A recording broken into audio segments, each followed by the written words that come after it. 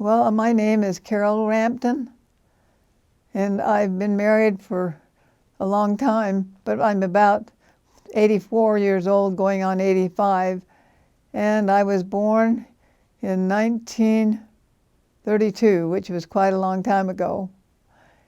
And at that time that I was born, my mother already had 2 children, and one of them was named Calvin. He was a boy, and the other one was named Keith.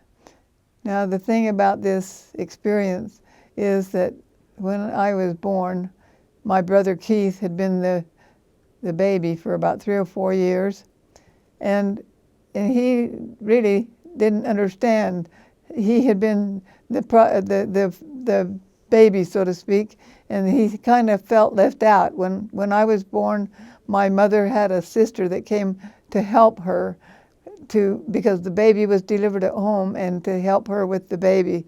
This was back in 1932, and they did not have a hospital, so I wasn't born in a hospital. I was born at my parents' home. And so after I was born, my brother Keith, I guess he was just jealous. He didn't understand that he wasn't the star of the show, so to speak. What he was my mother's sister who came to take care of him. She tried to get him to go in and visit with my mother and the baby, but he didn't want to go, and he wouldn't go. And so they kept coaxing him,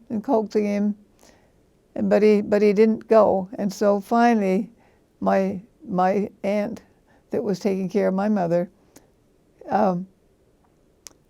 got him to go in. And what he said to my mother, it made her feel bad, because he went in and he said, "You don't love me anymore." So he thought that he wasn't going to be taken care of anymore because we had a new baby. And so that was the story that I've heard from my family all these years. And now he's actually 4 years older than I am, and he's still living. At the time that I was born, my father was going to school. He had graduated from high school. He lived down in Kanosh, Utah, southern part of Utah, and he had been trying to go to school, but it was expensive because he didn't have places to work there. I mean, he helped his father on the farm, but he had a sister that was several years older than he was, and she was a school teacher, and she didn't have a lot of money, but she helped him to get so that he could have money to get into school. And then when he got at school, then he got a job working, as I recall him telling that he worked at this BYU, and he swept floors and cleaned this sort of thing. He didn't make a lot of money, but it was a little money. And then one time we went to a dance at BYU. He met my future mother, and he asked her for a date, and they started dating. At that time, she had been going with somebody else, but she dropped him. He had a car. My dad didn't have a car until he was later in life, but this guy came from a wealthy family, and he had a car. So she gave up that, and she would walk with him to when they'd go to the dances or anything. They would have to walk, and then they got married. Well, he worked up at BYU, my dad, and to earn money because he was going to school when he met her. And so then he had a job that he worked at the BYU doing whatever was necessary. I don't know what he did, but he worked at BYU. And then later, after Calvin was born, 4 years later, then he had Keith, and he was working and going to school.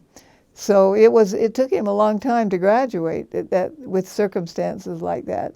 I mean, he just didn't go for 4 years and be out of school. He had to go the hard way and go to school for a while and work for a while. And was this Keith? no, it was my dad. My dad. Why did your dad go to school? Well, he wanted to go to school, and his sister helped him get started, but then he had to work so he could keep in school. And then in between that time, there were about 4 years between Calvin and Keith. Of course, Calvin was born a premature baby. He only weighed 2.5 pounds. And in those days, the doctor delivered him and then left and didn't come back because he didn't think he would live through the night. But my mother's sister was there with him, and she helped. And then, of course, I wasn't there. I don't know all the details. All I know is then 4 years later, Mother had the second one, which was a boy. That was Keith. And so he was the one that came in at that time to see me. And he was just kind of jealous. He just felt like that his world was kind of crashed because his mother was taking care of the baby, and she didn't spend give him as much attention as he felt like he needed, I guess. But then it was another 4 years before I was born. So when I was born, and still my dad he didn't just get his education in 4 years. It was over a period of time. When he could afford to go to school, then he went to school. When he couldn't, so he tried to save money all the time so that he could go to school. But after I was born, Keith came in to my mother and said, "You don't love me anymore." And so that hurt Mother's feelings, but she tried to explain to him that I was his sister, but he didn't understand what a sister was until I guess he was around me for quite a while and he got to know me.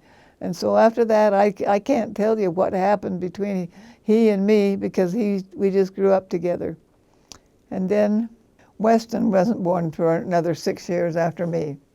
So I was about 6 years old when Weston was born. And so Daddy still hadn't finished his education. He still was working. And I think he was teaching school at that time. He had a job teaching school. But, he wasn't probably registered as a full-time teacher. So he had a little bit of money. I bet they struggled.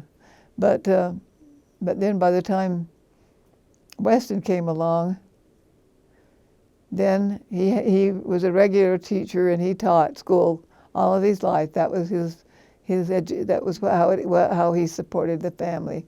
But later on, he started going. In the summertime, they didn't have school, and so they didn't make any money. So he decided, along with another friend that was in the same position, that didn't have a job. Pearson Corbett was his name. The two of them went back east, not a long ways away, but maybe in Nebraska and a place like that, for the summer. They would leave their family that they had, and they would go back there and they would sell. My father sold for the woolen mills, the Utah woolen mills, and he would sell these woolen blankets that they still sell now, but they were made of wool and they were warm blankets and people liked to have them. And so I don't know how much money he made selling them, but he did that for several years, and then he decided he didn't like being away from his family. I can imagine how hard it would be to leave your family and then come back, even though he was supporting him. But he had an old car, a Ford. I can't remember what kind it was, but it was the old kind that they had back in the days of.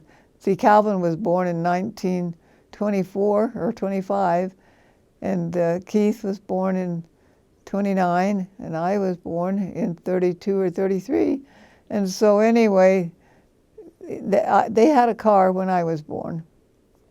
Well, my father had good employment by the time Weston came along, and so he taught school, and he didn't go back east. He did other things, like he sold insurance, and he also he didn't make too good of money. He was a good salesman, but he didn't make as much as he did when he went out selling woolen blankets. So then he started in real estate. And he was still a good salesman. I mean, that was his whole life, is selling something. He sold he sold that, and Mother took in boarders to our home, and she didn't really charge them very much, but she made a little. She was a good cook, and she was thrifty, and the people, they always came back every year. The same ones for maybe 3 years would come back to our home on 685 East 5th North in Provo, Utah. And so then later, after I was born, and I was about 12 years old, then they built a new home. It was about a half a block away from a home that we had lived in prior to that time. And it was brick. It was a lovely home. It's still standing. It's on 7th East, 420 North 7th East in Provo. And the people that have lived in it since they died have not taken good care of it. And so it's still there, but it's kind of run down. But before my father passed away, he had some heart problems, and he died when he was only 67 years old. And so my mother was left a widow. But while he built a duplex next to their home. The lot that he built the home on was property that he had bought, and at a reduced price, and it was about 2 acres of ground. And on it he had a barn and cows and pigs and chickens, and that helped with feeding the family. You know, he would have the meat. Then he also killed when the cows would have calves. Then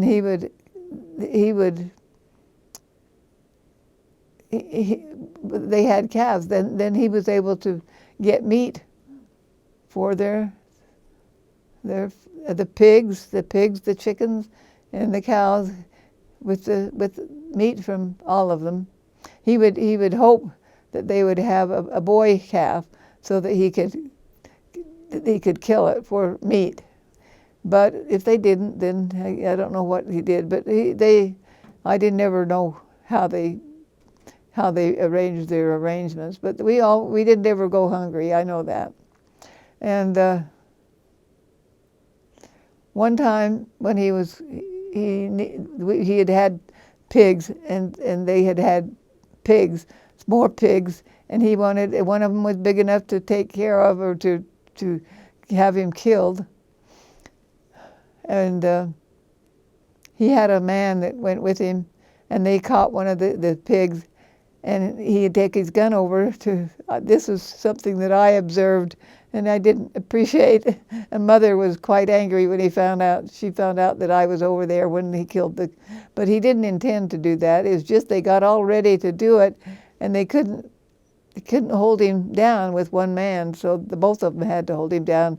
And Daddy handed me the rifle and told me what to do, and I pulled it, and I did. I could still remember it. It frightened me to see when it died. It just started flipping all around, you know. And it didn't take very long, but I only had to do one shot. I guess I was a good shot. Then after that, as I was growing up, actually when I was 6 years old, my mother and father had me take piano lessons. My older brother Calvin already had taken piano lessons, and he could play the piano very well. My father bought a piano for $100. It was an old piano, but it was a good piano, and they had that for many, many years. While I was still at home, they had that piano. But I don't think we sold the piano till after I got married, that they had that same piano. They bought that piano, and it served the family well. Keith took piano lessons, but he didn't keep up. But Calvin became very good on the piano, and my father had a cornet that he used to play. I didn't know this at that time when he was a kid, and he gave it to Calvin, and he learned how to play the trumpet. And he was very good at it, and he was so good at it when he was in high school. The one that was at BYU asked if he could play with he needed an extra trumpet player, and if he would play with them, in the BYU, and he did. And he was planning to go to music school. But that was about the time that he graduated from high school. And he just barely graduated from high school, and they drafted him into World War II.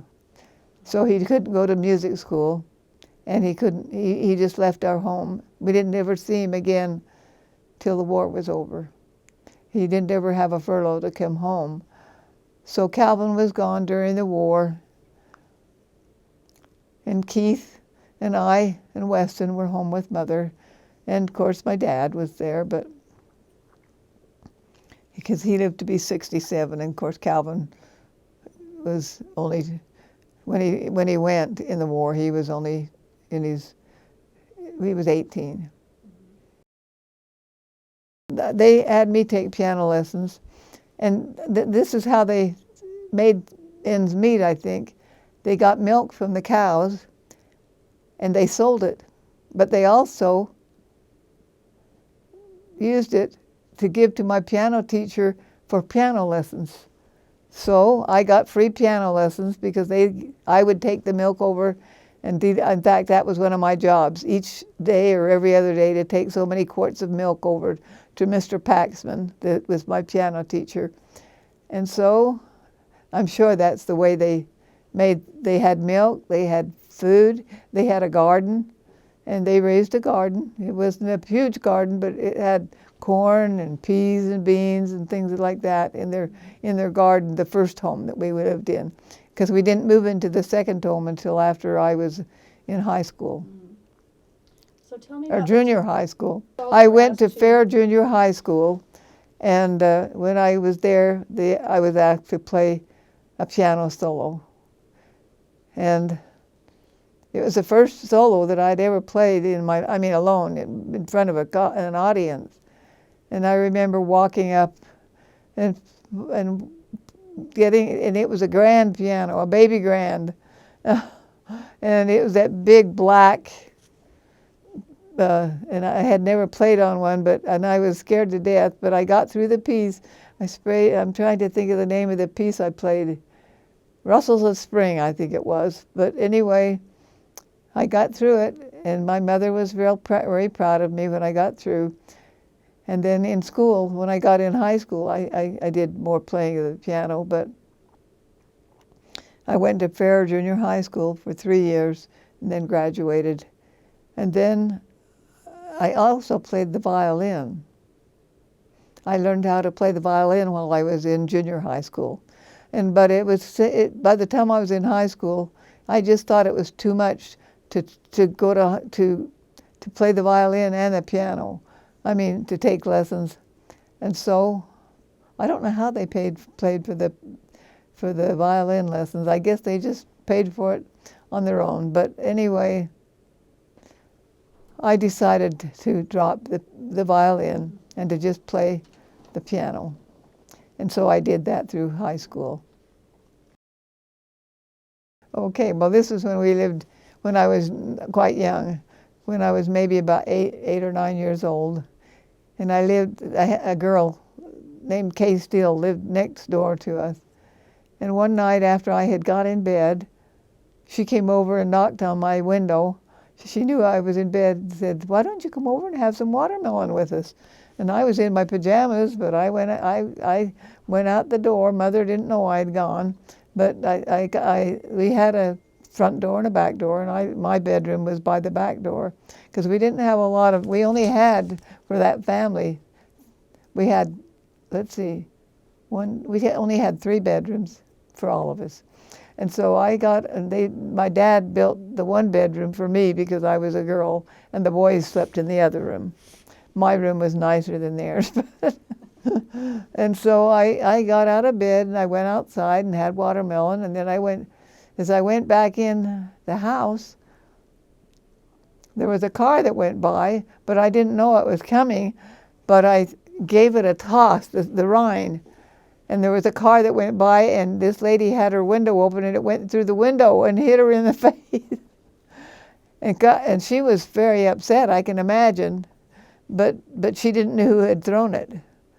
So she knocked on my parents' door, because it was near there, and wondered if they had a daughter, and they said yes.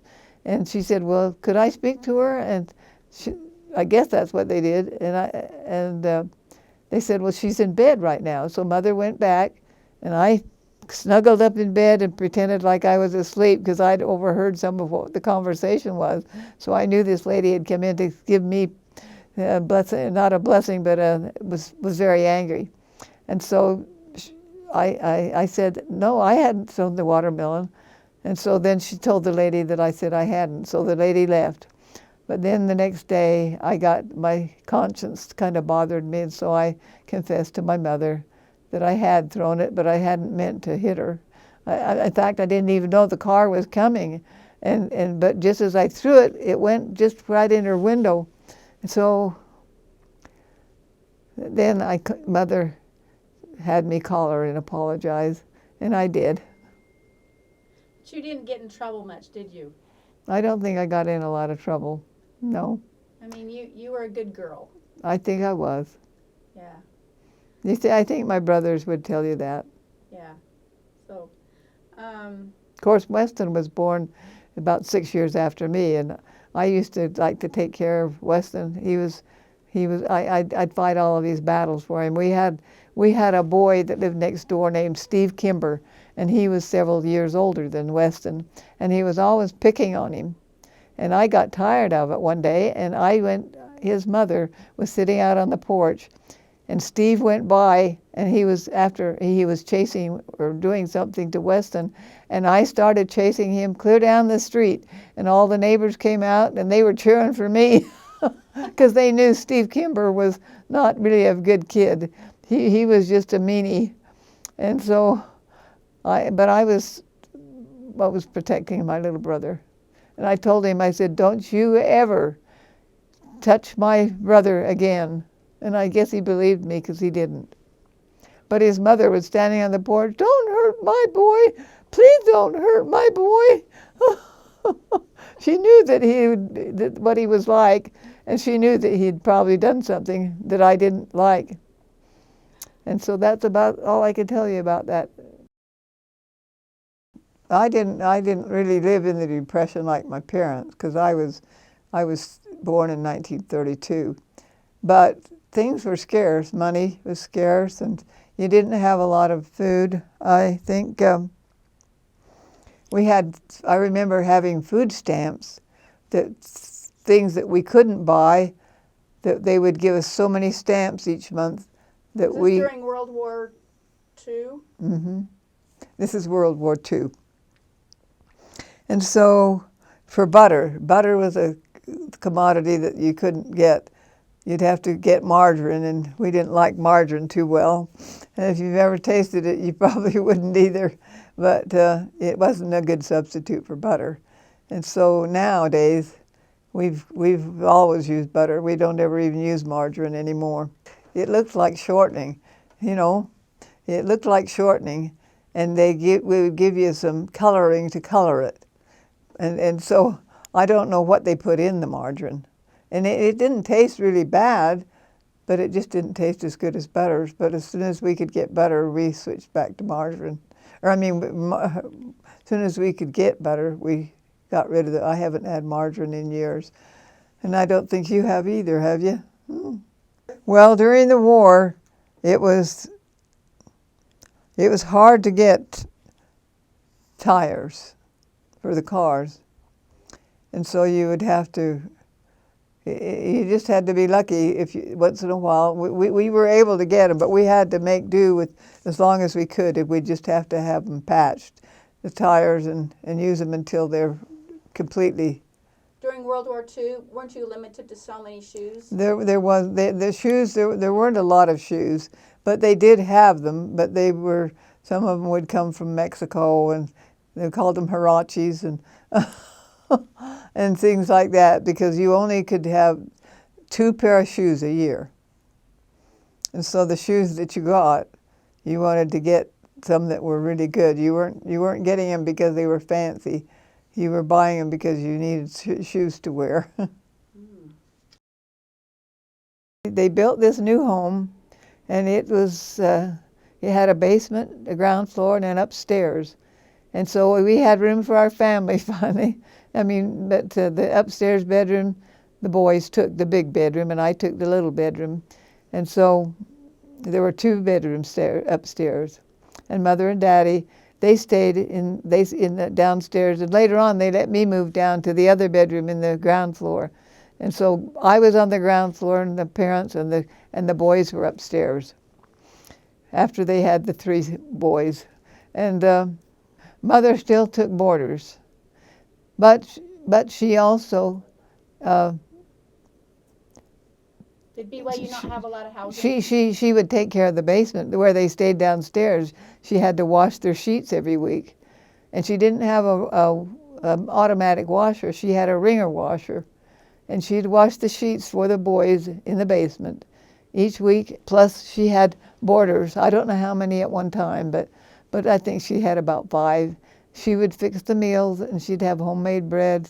She was a very good cook, and she made really good food and desserts. She was one of the best apple pie makers I ever. And I learned later to make apple pie, and I don't know if it equaled hers, but I used to make it for Dad, and he loved apple pie. So, but anyway, the boarders, they stayed there for quite a few years. And then finally they didn't have boarders anymore. But they had boarders. And one of the boarders that came there, he came there because he had been on a mission in Minnesota. And when it was time for him to go home, the mission president asked him if he could possibly stay for an extra week, because Spencer W. Kimball, who was an apostle then, was coming out to their mission area and wanted to visit they can't do that anymore, because nowadays, I mean, there's too many missionaries all over the world. But this was back in 1951. Who was the man? The man happened to become my husband. But it was interesting how we met. He had a fellow that had been in the mission field when he was there, named Earl Bartholomew, and Earl went to BYU. And he moved out early because it was his freshman year, and he wanted to get a place to stay and everything. And he had a room in my parents' basement. But that day that George came, he came on a day to visit him to find out if he knew of any places that were for rent. So because he needed a room too, because he got back a week or later. And so Earl said he didn't know of any place, but he said, my roommate asked Sister Whatcott if he could get his money back because he decided he was going to go to the University of Utah instead, because his girlfriend lived up there. He was afraid his girlfriend might desert him if he was going to the Y and she was going to the U. And so she said that it was available with Earl.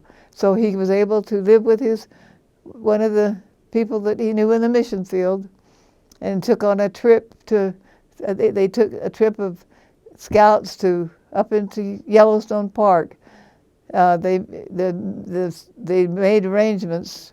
This was before he moved to Provo. Yeah, before he was through with his mission. They asked a couple of the elders, they had to get permission from the president of the church to do this. They had to call, I can't remember which president it was.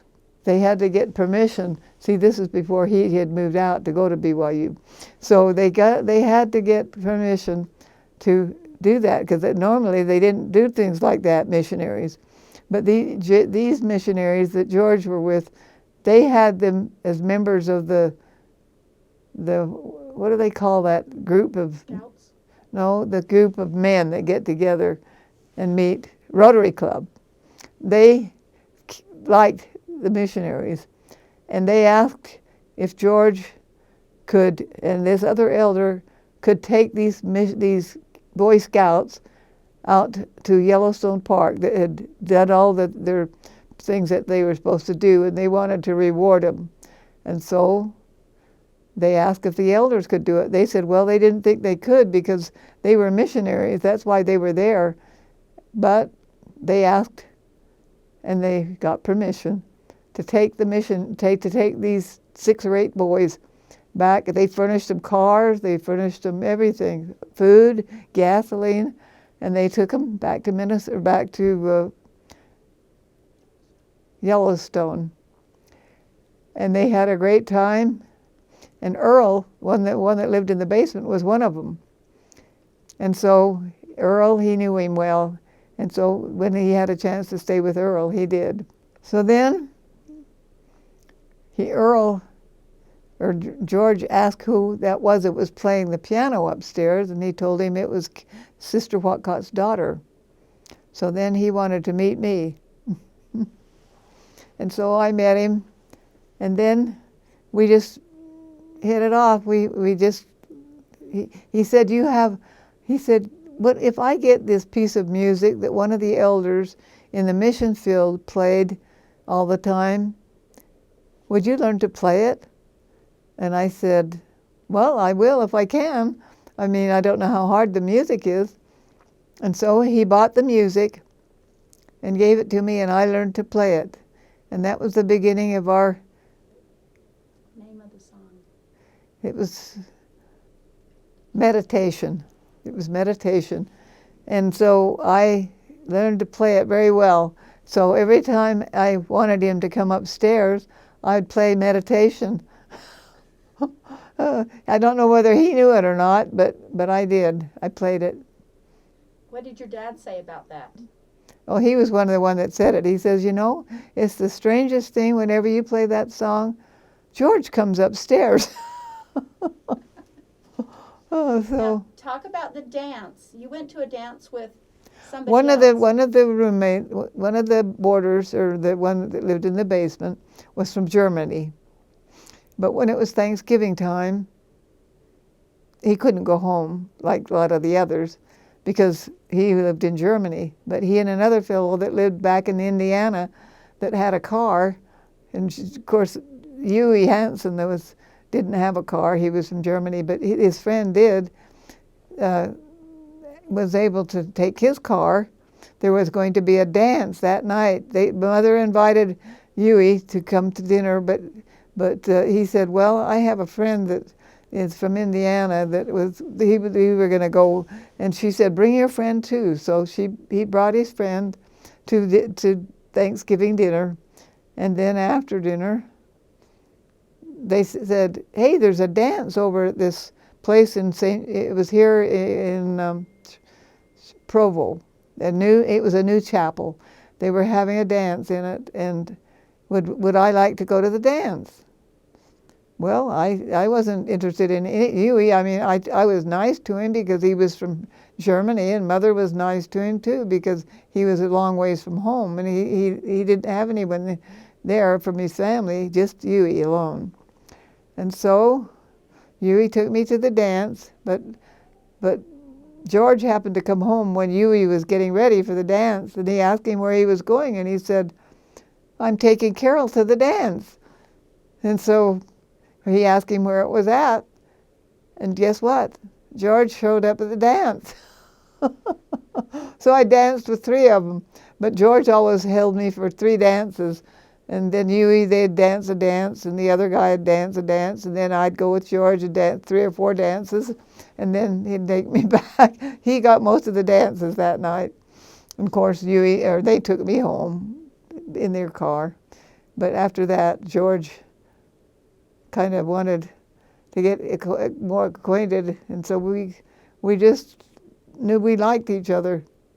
I can't really say more than that. It was just, he liked my music, and he'd come up every time I played, and so it just ran into meeting somebody that you fell in love with.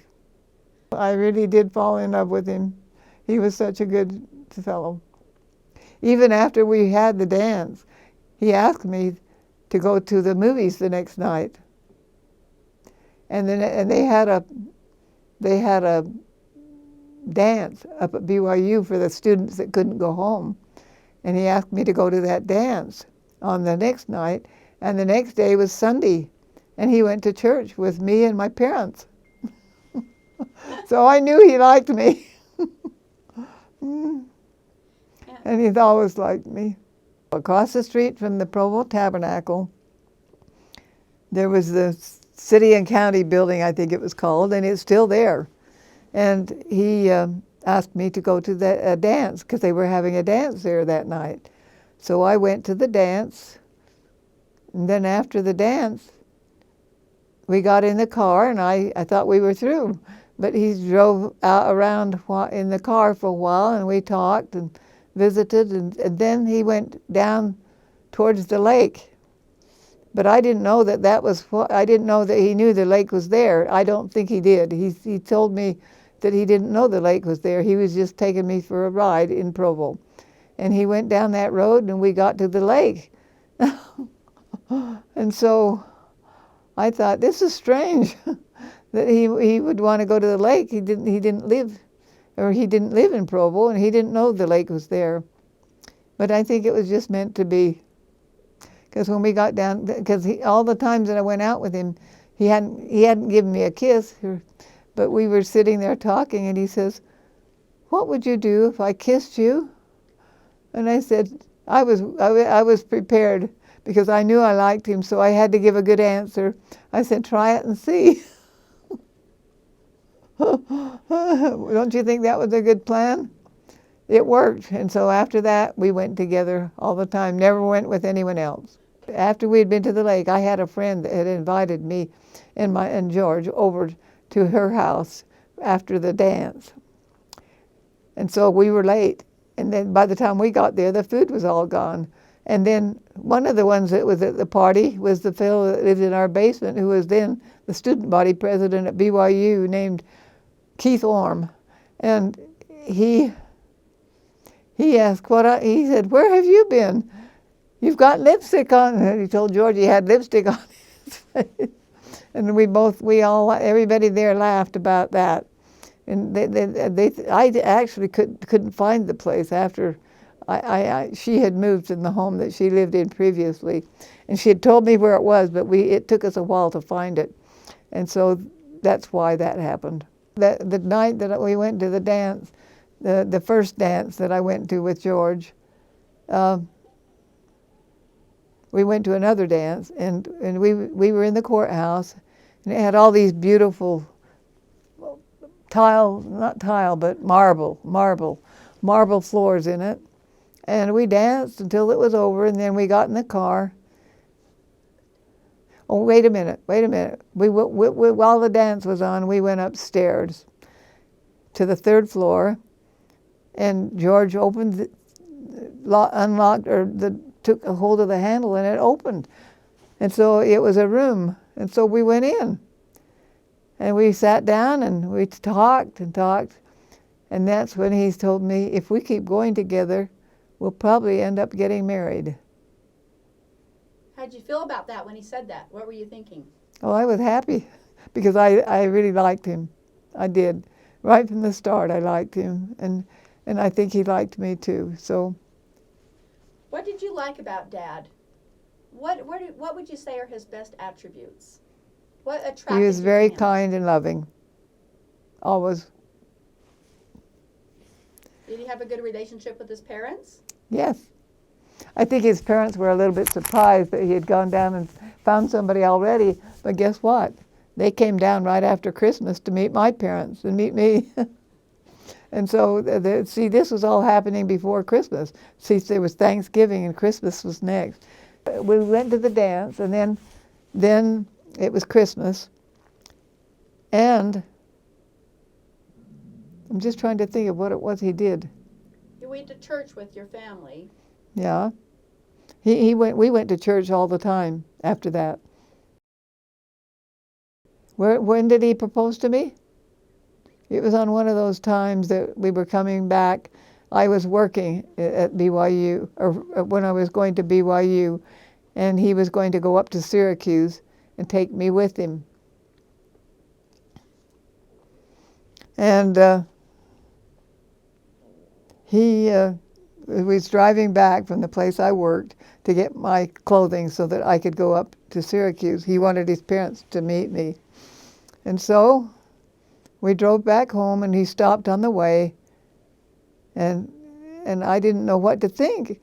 He said, Are you really serious about this? And I mean, we had been talking about getting married. And I said, I wondered if he wasn't. When he said that, he said, Are you really serious about getting married? And I said, Yes, I thought you were. And then he pulled out my diamond and gave it to me. That I didn't get the diamond right soon. And so when we went up, wait a minute, I don't know that that happened at that time, because he hadn't given me a diamond until we went up to Syracuse, because he had to buy it. So I guess it was after that that happened. Mm-hmm. That we went up to Syracuse and visited with his folks and came back, and then his folks came down to meet my parents. They wanted to see they thought maybe it was kind of quick. He had just got home from his mission, been home 2 or 3 months, and he was engaged.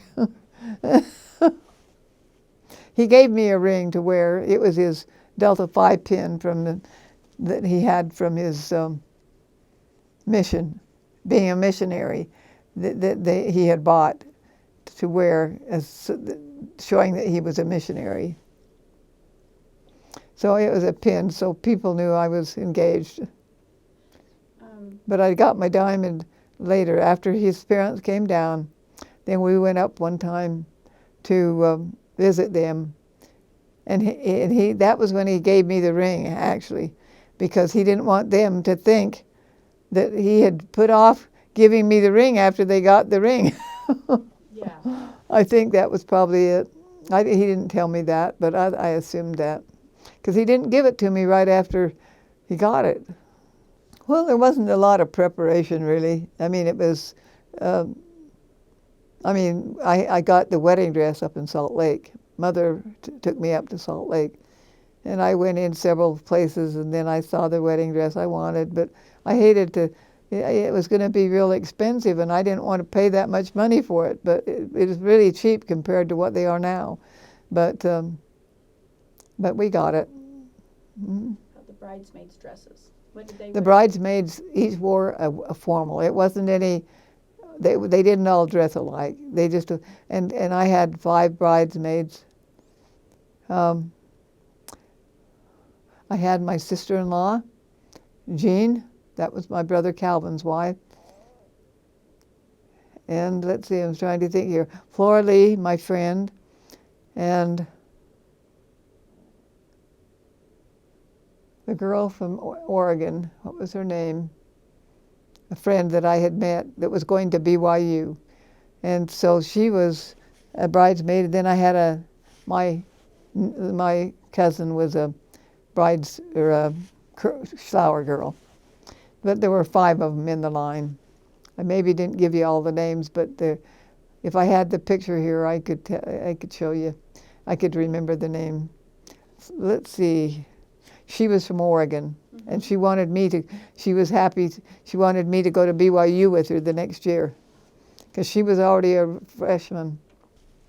This is a picture of George and I at our wedding reception, and it was held in Provo, the chapel. It's a chapel going, and it was a chapel that led out to the where we had my first kiss. It was a chapel on Main Street in Provo, going out to the lake. I just remembered we didn't choose it for that reason. The reason was the one that we wanted to have was they had already rented out for a party. And so then Mother had to get another place. And they were both new chapels, but there's one on one side of town and one on the other side of town. And so Mother was able to get that chapel to have it in. We weren't rich, and I knew George didn't have a lot of money going to school and all. And so we didn't go on a big, long honeymoon. We just went for 3 or 4 days, and we decided to go down we got an apartment before we got married, and we would go from our apartment in Provo, which is still in Provo, and we went down to the Manti Temple for our honeymoon. And so we went through a session. And so I got in the temple, he got in the temple, and I started getting dressed. And this sister was going through the room, and she was saying, "Sister Rampton, Sister Rampton." And I thought, oh, I'm Sister Rampton. I didn't realize my name was was Whatcott. And so she said, and I said, and I motioned to her where I was at, and she said, "Well, your husband said that he left his temple clothes in your suitcase," and or his pants to his temple clothes. And so I reached in and got them and gave them to her, but I didn't answer her because when she first called, she said she knew that I was there because he was there, but she couldn't find anybody that said they were Sister Rampton. But it was the first time I realized, I guess I was Sister Rampton now instead of Sister Whatcott. I was working at this, it was a place that people go in and a savings and loan place. And I wasn't making very much money. You didn't make much money. I think I made 75 cents an hour. That was better than 50 that I got prior to that. Dad, I think, was working at Firmage's. It was a store in Provo, but it's been torn down now. And he didn't make a lot. I think he made $1 an hour, but that was still not very much for a young couple getting married. I don't even know how he bought the ring. I think his father and mother went over with us when we got the ring, and his dad and it was hard to choose the ring because I knew that he didn't have a lot, and I thought I wouldn't want to get an expensive one. But it wasn't. It cost $300, but that was a long time ago. And then after we'd been married for a few years, he got me this ring because it had some problems with it, and this ring because he wanted a nicer ring, and so that's what he get. So I have 2 rings. I've still got the old one. But his parents, I didn't know how much it cost, but I didn't want to pick out the most expensive one I could find. His ring, I bought him a ring, and I bought it at a store in Provo. And it happens to be right here. The reason I have 2 of them. Well, I have 2 of them actually, because one time when we went to a wedding reception for our niece, or I guess it was my cousin, he was playing with it, putting it on and taking it off, and I said, "George, you're going to lose that ring." And lo and behold, they had sprinkled things all over the floor, and to make it for the wedding reception. It was a wedding reception in a chapel. And lo and behold, when he got home, he didn't have the ring. And so I went back, I could not find it, and the bishop in the ward couldn't find it. And so I bought him the other ring. So that's why he has 2 rings. This one cost me a lot more than the first one. But you found it. But, you found the but I found it later in the drawer after he passed away. He probably had taken it off to go to bed or something and put it in there. So I have 2 rings. Oh, the first meal that I fixed Dad, that was before we went down to Manti. See, we had our wedding one day and we had our reception the next day, and then the next day we went down to Manti for 4 days and in Manti, I think we maybe went to a movie, but we also went to the temple. But the next morning, for the first time that I fixed him a meal, we were going to BYU, and we came home for lunch. And of course, I didn't have a lot of food in the place, but I had some pork and beans, and so I put the pork and beans on the bread and put it in the oven and sprinkled cheese on top.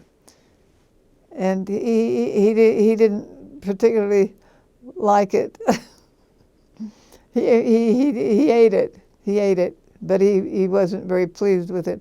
I guess he thought I married somebody that doesn't know how to cook, but he knew that I did because I'd made things at home before. But that reason that happened was because we just hadn't had time to go shopping and get some meals, and so that's what he said.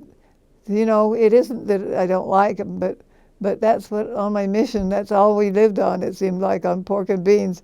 Every night we'd come home hungry and we'd have pork and beans, and then we had some meals with the people invited us to meals, so we did. But none of us were very good cooks. So that's about the end of that story. So he didn't want you cooking pork and beans again? Oh, I didn't cook them anymore. I didn't give them to him anymore. But he did eat them later on when we'd go on picnics and stuff. He'd eat them. Mm-hmm. Well, I can say about Dad that he was a great husband. He was a good man, and he did good things. And he was thrifty, and both of us were thrifty. But he didn't spend a lot of money. He got the things that he wanted, but he always was thinking ahead. So consequently, I don't have to worry about money because he was able to save a lot. So it makes me happy to know that I can help my kids if I need to. I've always been a hard worker. My mother was a hard worker. And Dad was a hard worker. He was a hard worker, yes, always. And of course, he thought that everybody else should be hard worker too. So sometimes he may have got after the kids sometimes thinking they didn't do what he wanted them to do, but I don't remember getting really angry at any of our children. He loved them all. Mm-hmm. Okay. And most of all, I know he loved me. The first child that we had, we found out we were expecting about, let's see, it was almost a year after we were married, and that was Jason. And of course George was still going to school then. And so we were living in an apartment, but I don't remember where it was at. Mm-hmm. And it was kind of a small apartment, but we made do with it. And it had it was a couple of people on University Avenue that had a really nice home, but they had an apartment in the basement. And they let us use their washing machine, which was very helpful. In those days, they didn't have the kind of diapers you have now. They were cloth, and they had to be washed in the washing machine. And so if I hadn't had a washing machine, I don't know what I would have done. But this lady was very nice. One day she made some rolls and brought them down to us. She knew we were a new couple.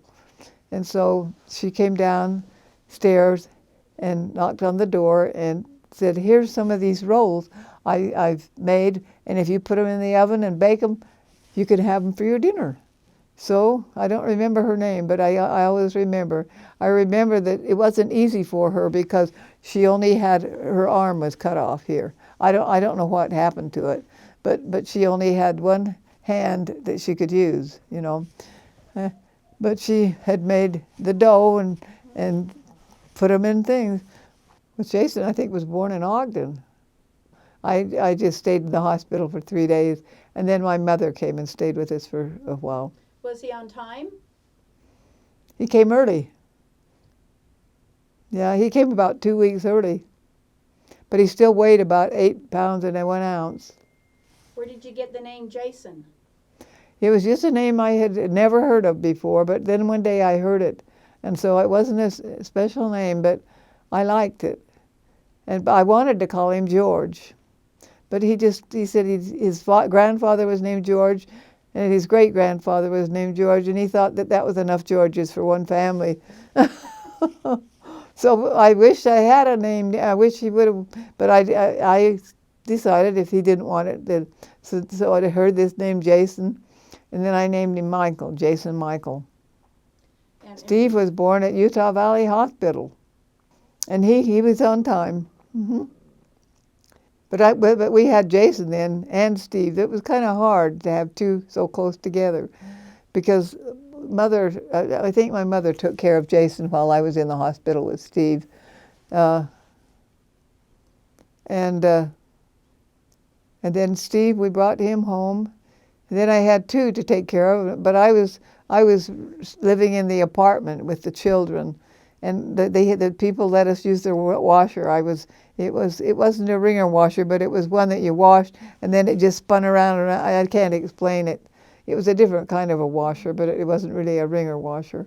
And so I didn't have the kind of diapers they have now, so we just had to use the diapers and throw them away, you know.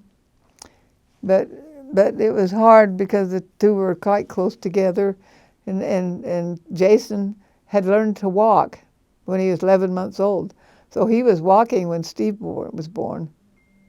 I have pictures at home of seeing him holding his little hands up like this out on my mother's patio and walking around. He learned to walk. He didn't ever learn. He didn't learn. He was one that rolled over to get where he wanted to go. He wouldn't move around like some of your kids do now, but he just rolled where he wanted to go. He'd just roll around. But Steve, I think Steve, he learned how to walk, but he didn't learn how to walk until he was a little over 1 year old. We kept wondering if he was going to walk. When Jerry was born, that was about 4 years later. We decided not to have them quite so close together after Jason and Steve a year apart. And so we had Jerry. And by that time, George was finished with school, and we were living up in Syracuse. And he was called into the service. And so we had built a home in Syracuse. It was a basement home. It wasn't finished. And so we had some land from his parents, and we borrowed some money to build the bottom. And then we had to make a payment on it each month while we were in the military. But anyway, he was born at the Tripler Army Hospital in Hawaii, because my husband didn't ever dream that he'd be sent to Hawaii, but he was one of two in his group that got to go to Hawaii, both of them LDS. Gene Buckner and George Rampton. So Jerry was born in Hawaii. So Jerry was born in Hawaii, and I didn't have anyone there, to take care of me, but we managed. We took him home that night. I was thinking that we ought to have a girl. I had all brothers, and I thought it was time we ought to get a girl in our family, so I just thought it was a girl, for some reason. And we were living in Hawaii, and I thought, if it's a girl, I want to name her Leilani Carroll. And George didn't mind. But when he came, he turned out to be a boy. So then we had to come up with a different name. But in the meantime, our bishop in the ward that time was a Chinese Hawaiian. And he came before I had the baby and gave me a blessing. And he told us later, after he was born, that as he was giving the blessing, he said, "I knew you wanted a girl, but I knew it was going to be another member of the priesthood." And I believe him. I think he was inspired, maybe so that I wouldn't be disappointed, that I knew it was going to be a boy. I don't really know why, but I do truly believe that he was inspired. And so then we went home. We didn't have anyone to take care of me, or we just had to go to our home and take care of the kids. And my mother came over before they were born and stayed for a while, but she couldn't stay that long, so she had gone back home. Well, the day I went into labor, there was the day he was expected, and I just wanted to get the baby here. And the two little ones I could handle, Jason and Steve. But the new baby, I I remember that I thought it was going to be a challenge, but we brought him home, and then that night he wouldn't go to sleep. He would cry and cry and cry, and I kept changing his diaper, and he wasn't even wet, but he was crying, and I pat him and walked through the house back and forth trying to figure out why he was crying. I didn't know why he was doing that, but he did. We didn't ever find out why. Finally, George said, he said, I'll take him. And well, he didn't have any better luck. And so we just finally just let him cry for a while, and then he went to sleep. But so that was our experience with Jerry. I went into labor because I took some I can't remember what it's called. Castor oil. Well, Castor oil. Castor oil, yeah. I took some castor oil because that can start labor. And so I was determined he was going to come that day, but he did. And then George that day was at work in the Air Force, and a couple from Guam that he had known at BYU came in on their way home from the military. And of course, I tried to get him, and I couldn't get him. I didn't know what I was going to do. I really felt petrified because here I was ready to have the baby, but I had no car, and I had no husband. I called them, they didn't know where he was. And then all of a sudden, here he came with this couple. And so he had taken them for a little ride around Hawaii while they were there. And so that's why he didn't get home at the normal time. He didn't know that I was in labor, or he would have just come home. But Daryl was born at the hospital in Ogden. And I just stayed at the hospital for 3 days and then came home. How did you come up with his But name? my mother came, I think she came and helped me with Daryl. And because we were living in a home then. how did you come up with the name Daryl?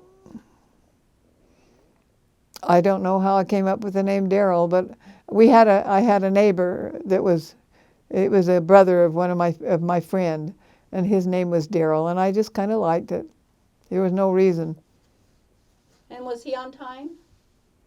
Yeah, Daryl came on the I don't know if it was the exact day, but he came on time. Where was Ron born? He was born in Ogden too, I think. Mm-hmm. And it was about the same thing. My mother came and helped. I thought I'm never going to get a girl, and so I didn't ever try for any more. I figured that I liked boys, but I didn't think I was going to get a little girl, even if I tried. Bojes, they called him. And Jer Pear, or Jer Paul Jer, Dare Vern Dare,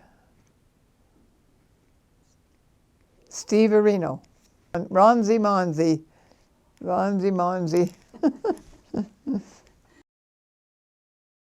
Okay, Jason, he was our oldest son. And while we were living in Hawaii, we once a month would go over to the other side of the island and help do things for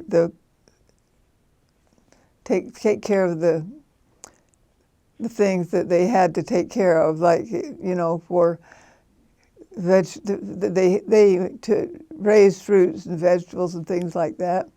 And once a month they would go over and work in the farm. And so they worked on the farm all morning. Who's they? The ones that had come over to help over on Laie. And then you were free to do what you wanted. And then later they had a plate where everybody brought something, and we had a meal together. But he went over to play or to swim. He loved to swim, and I didn't swim. And of course, we had the 3 little kids with us, so I stayed with the kids while he was gone. And then Jason was playing with his toys on the beach, and a big wave of water came rushing in, and it took out his toy, and he ran after the toy to grab it. And I knew I had to grab him quickly because he would drown. I mean, and I don't know, I never learned how to swim. And so I don't know how to swim, but I ventured out into the ocean and I saw him, and then all of a sudden a wave came forth and I couldn't see him anymore, and I was fishing around trying to find him, and he ran into me and I grabbed him and held on to him, and I just wouldn't let him go. And so it was a sad time because I was afraid he was going to drown. But anyway, I got him out of the water, and I remember his younger brother saying, "The old ocean's called stupid." I don't know where he picked that up, but he knew that I had gone out to get Jason, but I got him out of the ocean in time. I don't know whether he would have. I mean, he wasn't out too far, but he didn't swim. He was just a little boy. He wasn't very old. Well, I can think of a story about Steve when we went up to Flaming Gorge up in Wyoming area to go boating, fishing with our boat. We had a boat. And we did some fishing. The first day we did some fishing and we didn't get any fish. So we decided we'd go out the next day and go where we wanted to go rather than where somebody told us to go. And so we found a place, and they got their fishing poles all ready to fish, and we got all we were allowed to take home in just about an hour or two. And so we decided we'd take the fish home and back to our camping ground where we were staying. Had taken our tent there, and of course all of our equipment was there. And George told the boys along the way, now there's going to be people when we go in that see all these fish and they're going to want to know where you got them. Don't tell them. We don't want them to know because we're going to go back there tomorrow and fish some more and get some more fish. And so somebody came up to Steve and said, "Oh, you guys have got a lot of fish. Where did you get them?" And he said, "Out in the water." And I guess the guy didn't appreciate his answer very well, but it kind of insulted him in a way. But anyway, and then he said, "What did you catch them on?" And Steve said, "On a hook." See, he was trying to do what his dad had told him, not to tell him where we got them. And so then the guy didn't ask any more questions after that. He figured he was just a smart aleck. Well, we went to Hawaii. This was years after we came home from the service. We went with Jerry and Shelley to Hawaii for a trip. And while we were there, Shelley had made arrangements for us to stay over on the other side of the island, and we had this place that she had arranged for us to stay. And it was really like an apartment. Really, we had 2 bedrooms and a bathroom and a kitchen. It was just really nice. And outside, they had a lot of these long twigs that were 3 or 4 feet long, that had fallen off from trees. And so my husband had picked up one when he was outside, and Jerry was in the shower. He went outside and got one of these twigs. And Jerry, my son, Jerry, was in the shower at that time, and he wanted to play a trick on his dad. Or I mean, my husband wanted to play a trick on Jerry, and so he got down by the bottom of the door and he pushed it was a twig, through the door into the shower, and then wiggled it around back and forth. And Jerry thought it was a cockroach, and he was really yelling out, "Hey, get out of here!" And he was making a big noise because his eyes were, he couldn't see very well because he didn't have his glasses on, and also the soap, would get in his eyes, and he started screaming and yelling. But anyway, then then he opened the door, and then we told him, and we told him what it was. So that was. Dad really laughed. That was Dad. Yeah, Dad laughed about it for the longest time. He thought it was hilarious, how excited he got about that, thinking that it was some cockroaches that were coming in his shower. We left some tapes. We had gone up north when we were building our new home in St. George. They needed some materials that we couldn't get in St. George, and so Dad had sent me up with the kids to pick up the things that they needed up in Salt Lake. And we were on our way back, and on their way down, they had taken some of these CDs, they called them, the 8-track tapes. Track tapes, okay? 8-track. 8-track tapes, and all of our boys would spend their money that they earned or their allowance money on those. In those days, they wanted to have a lot of them, and so they had some of those with them. So when Jerry, or not Jerry, but when Daryl had those in the, let's see, I'm trying to figure it out. He left them on the freeway. He left the box. That's right. We had some of the equipment that we brought back. Some of it was great big sheets of wood, and so we had to fit it in we had a big station wagon, and so I felt that we ought to take them and put them in the car, and they wanted to leave them on top of the and tie them on top of the station wagon.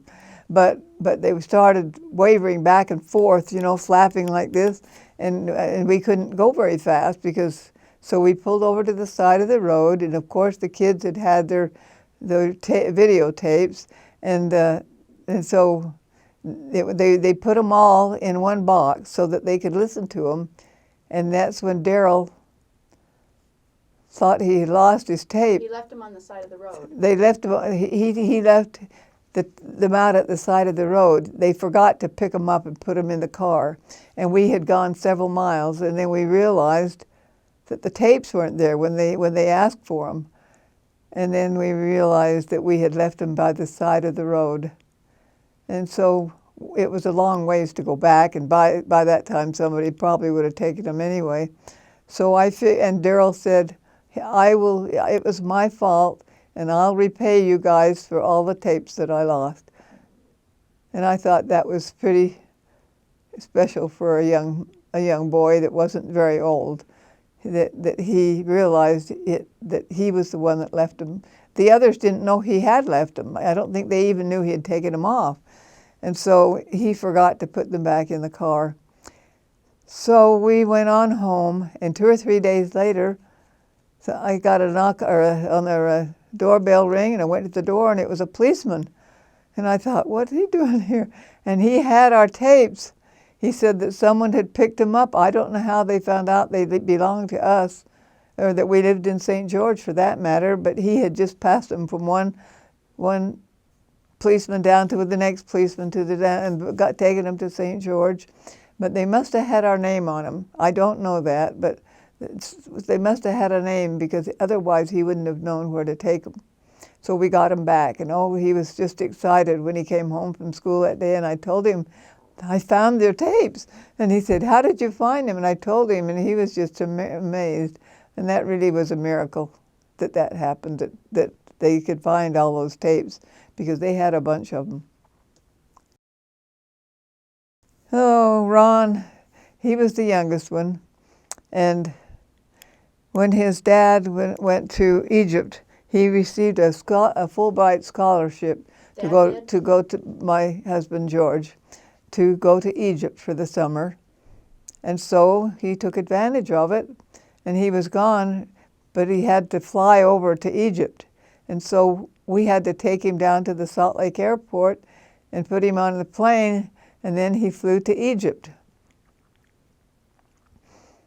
And so we took all the boys with us, and we waited for him until he got on the plane, and then we watched him take off, and then we watched him when they came zooming by, And then it went up in the sky and you couldn't see the airplane anymore, and then we left.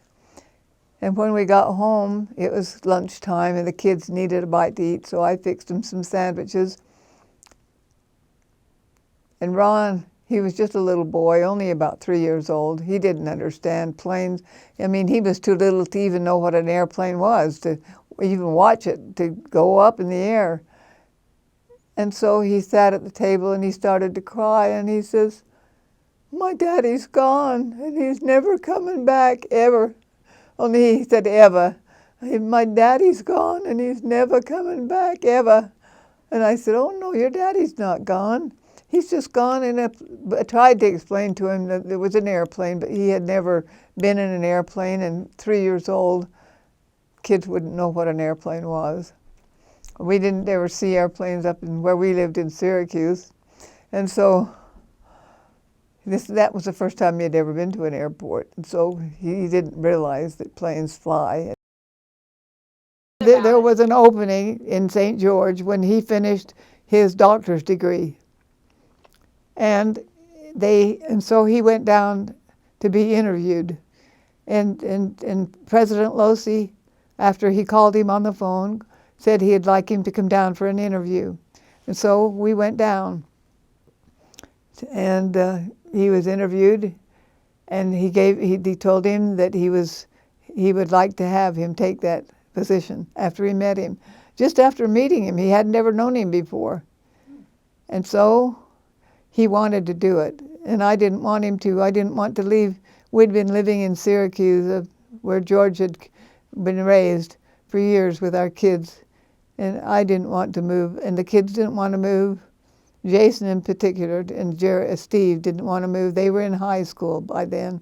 And Jerry was in junior high, and then the other two were in grade school. So the oldest ones just didn't want to move. They wanted to stay and graduate, and I kind of went along with them. And then my father knew that what George wanted to do, and it was an opportunity. He knew it was an opportunity for him. And he came and told me, my dad, he says, "Carol, you let George go down to St. George. You go with him and take the children. I promise you there's a lot of good people in St. George, and you'll learn to love it there." And I said, "But I want to live in Syracuse." I said, "I've been there, and all of my friends live." And he said, "But he's a good man. You go with him and take him." And Jason and Steve just rebelled. They just didn't want to go, but we finally said we were going to go. And so I finally agreed that it was a good thing. And I'm glad that I did, because it was a good move for us. It really was. The kids learned to love it too, all of them. You can ask them all. They'd say they loved it down there. So we were there for, I think it was 30 some odd years. I can't remember the exact amount, but it was a long time. We rented a home, and then we built a home up on the hill by the Dixie. And then later on, after we came home from our mission to Australia, we bought another home. So we had 3 homes. One home was a rental, the others we owned. But the kids, I don't think all of them would say that they're glad they went to St. George. Just had a lot of good people, a lot of good LDS people. And Jason had a friend up in Syracuse that was off track.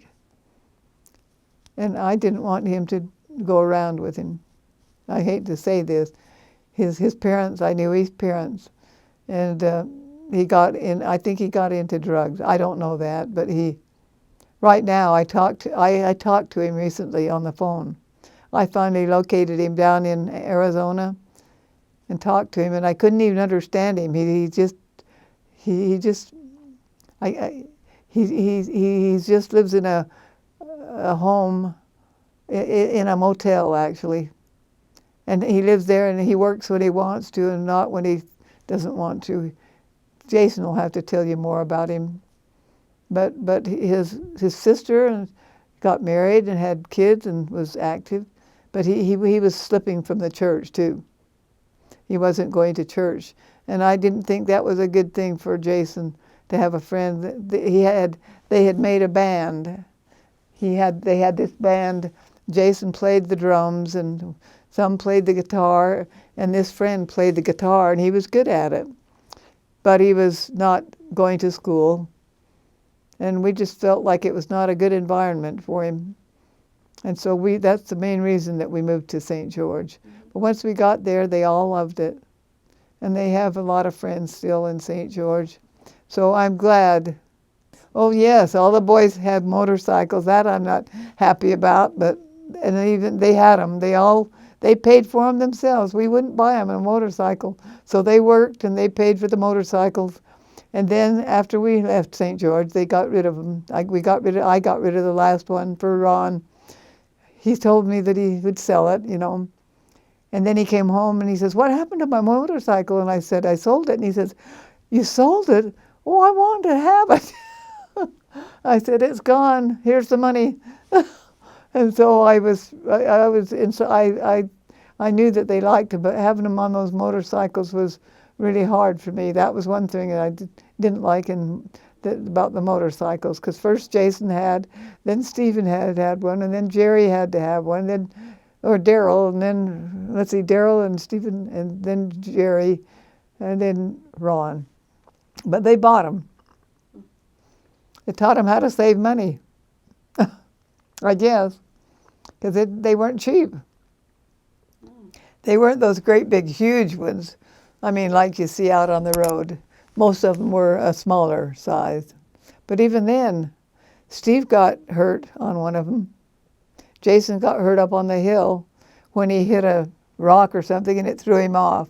And then Steve was going up the street when we were building our home up on the hill, and a girl ran a stop sign and ran him off the road, and he hit into the curb, and he almost knocked him out. And we decided that the motorcycles had to go. So we didn't have any more till Jerry had his then. We went through 3 boats. Not all. One of them was in Syracuse. And we had the boats. George always he loved fishing, and he wanted to get a boat so he could do fishing.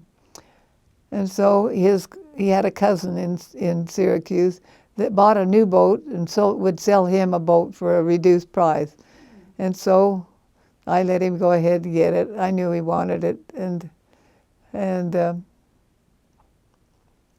I shouldn't say I let him. He probably would have got it anyway. But at any rate, he knew I wasn't too happy about it. But we had a lot of fun with that boat. We would go to Lake Powell in that boat. Later on, we had that boat to go to Lake Powell, and we all had fun with that. And later after that one boat, we traded it for a bigger boat, the last one that we had, and we used that one too to go to Lake Powell. But that's the story about the boat. We were taking George's parents out on the boat with us, and a big storm came up just suddenly. It was a good day. It was a good day for boating, and we had the boat out there, and we were taking him for a ride, and all of a sudden the skies got kind of cloudy, and then it started raining, and it was really coming down, and it was rocking the boat back and forth, and boy, it was scary, but we got it off. We got to the shore, and George got off, and I guess Jason and Steve to get the trailer where they could get the boat on. And once they got the boat on, then we went home. But they didn't never want to go again. One boat ride for them was all they wanted. Well, I'm not a water skier. I never was able to learn how to water ski. I'd get up so far and I'd always fall down. And of course, I couldn't be wearing hearing aids. I couldn't wear a hearing aid in the water. So if I did, then I'd have to take my hearing aid off to ski. So I didn't. We got rid of the boat. But it was after we moved to St. George that we got rid of it. That was where we bought the last boat.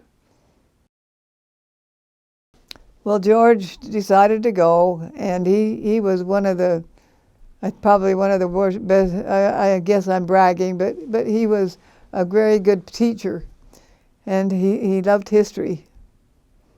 And so that was his thing, and he taught one, but he only wanted to teach one class a day.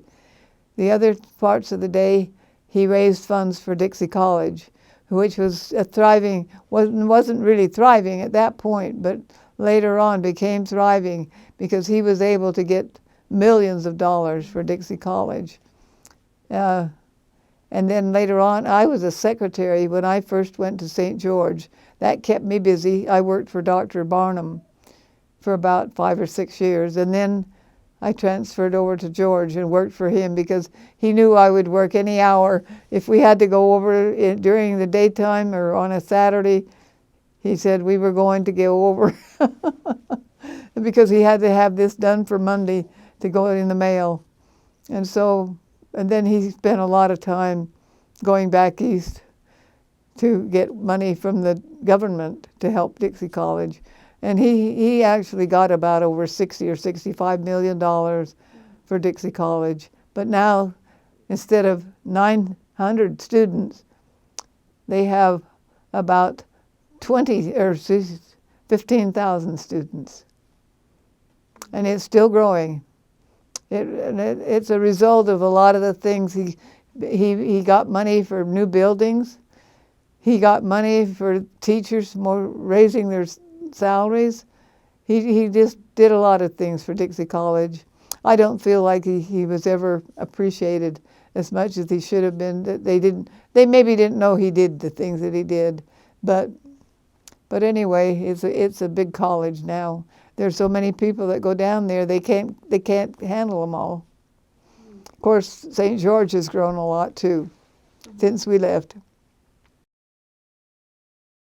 When my husband George and I retired from Dixie College after serving for several years, living in St. George, we wanted to go on a mission.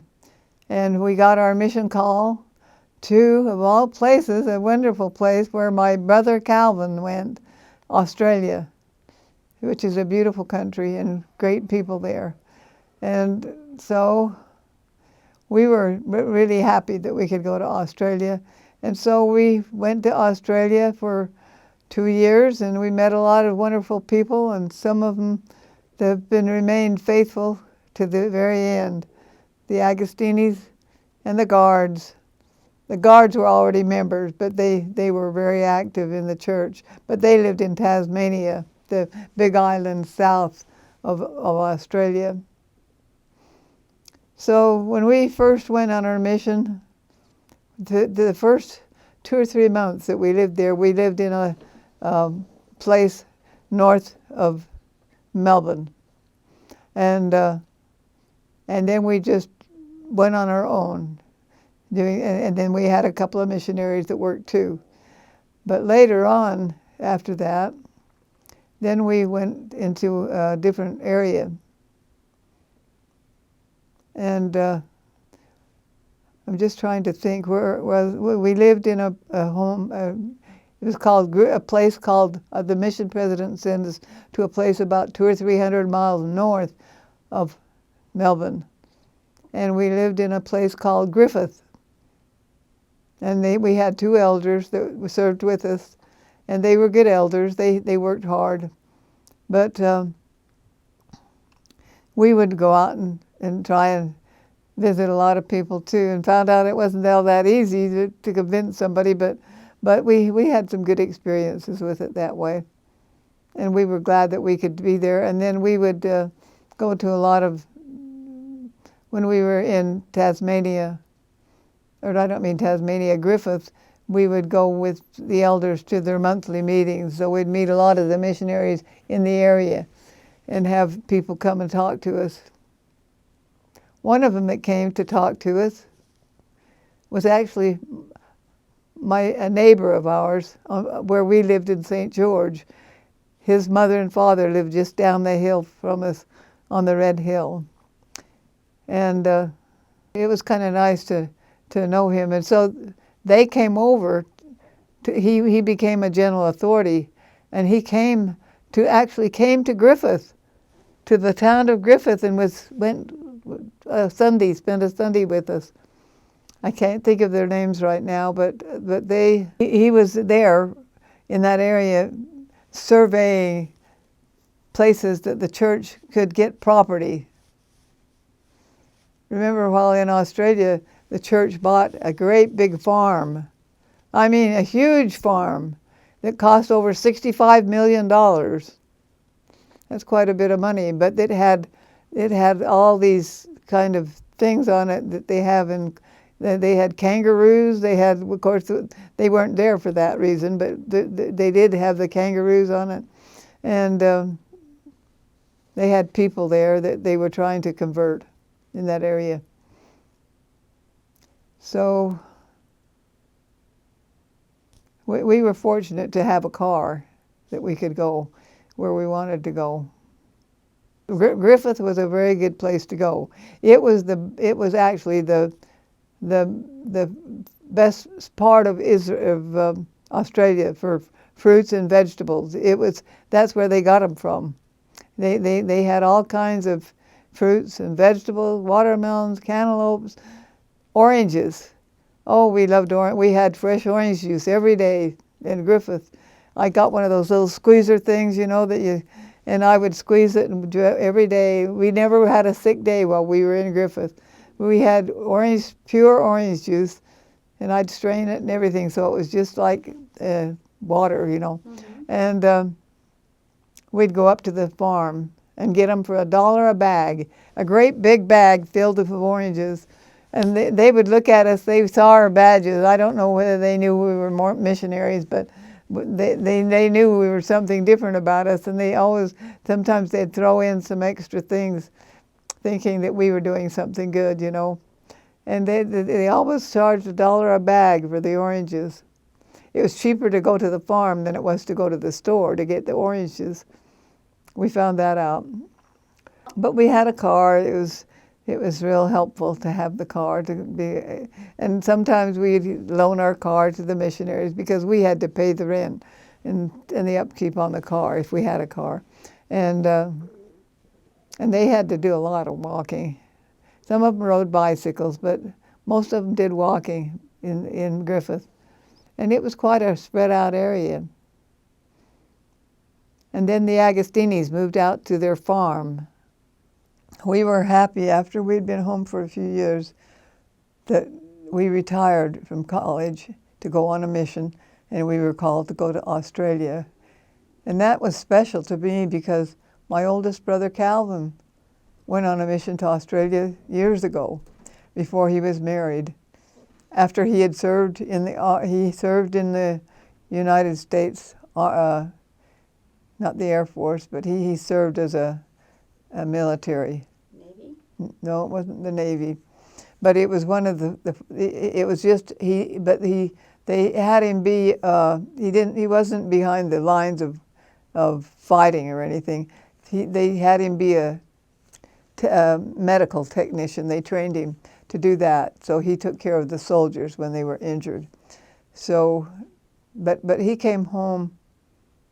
I still remember that when he came home, I hadn't seen him for a long time, and I was over at my friend's house across the street from where I lived, and I saw him coming with his suitcase, and I just ran away to see him, give him a big hug. I hadn't seen him for several years, and my mother had been worried about him. She used to worry that something would happen to him, and then she had a dream, and the dream that she had was that she was picking some flowers, and she was putting them on Calvin's grave. But when she tried to put them on, she couldn't do it. And she knew that meant that he was okay, because she couldn't write. They could write to him, but they couldn't put anything in it about during the war. And Calvin couldn't tell us where he was. He was on Iwo Jima. But they couldn't tell. the rules of that they wouldn't letters. If you sent letters to someone in the military, you could just send them a letter, but not leave an address on it. So she couldn't put the address of where, or he couldn't put the address of where he was. That we always wanted to go on a mission together, and after our kids were married, that was a good time to go. Because and we didn't know we were going to go to Australia, but when our paper came, we were happy because I knew that Calvin had been there on a mission years earlier when it was in the World War. The war was long over by then. But we had the opportunity of meeting some special people that we still love them. The Agostinis, when we were on our mission, we really did mostly supervising the elders and trying to find places for them to go to teach. But we would go out too. And on one day, the elders went to this one home, and a man came to the door, and his wife was gone. She was a school teacher, and she was teaching school. His name was Morris Agostini, and his wife's name was Michelle Agostini. And his wife taught school.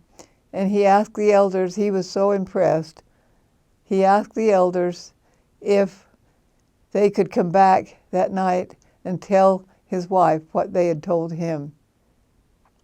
And he said that they said that they would. And so they went back that night and taught her, and within a month, between the elders and the Ramptons, they joined the church, and they've been members ever since. And he became the one that took over where we lived after we left, because they didn't have anyone to take over the mission. We still hear from them, and we get pictures from them. We went over and visited them after we came home and stayed with them in their home for several days, went to church with them. And Morris at that time was in the presidency of the stake. And he continued to go up. And I don't know what he's doing right now, but he's still active. They've remained active all these years. Their children are active, so that meant 6 people came into the church as a result of our going on a mission. There were others that came in too. We had a lady that her husband had passed away, and she lived alone, and we used to visit her because she was single. The missionaries didn't go if they had single, but George and I could visit with her and talk to her about the church, and she joined the church. She had some children, but they weren't interested.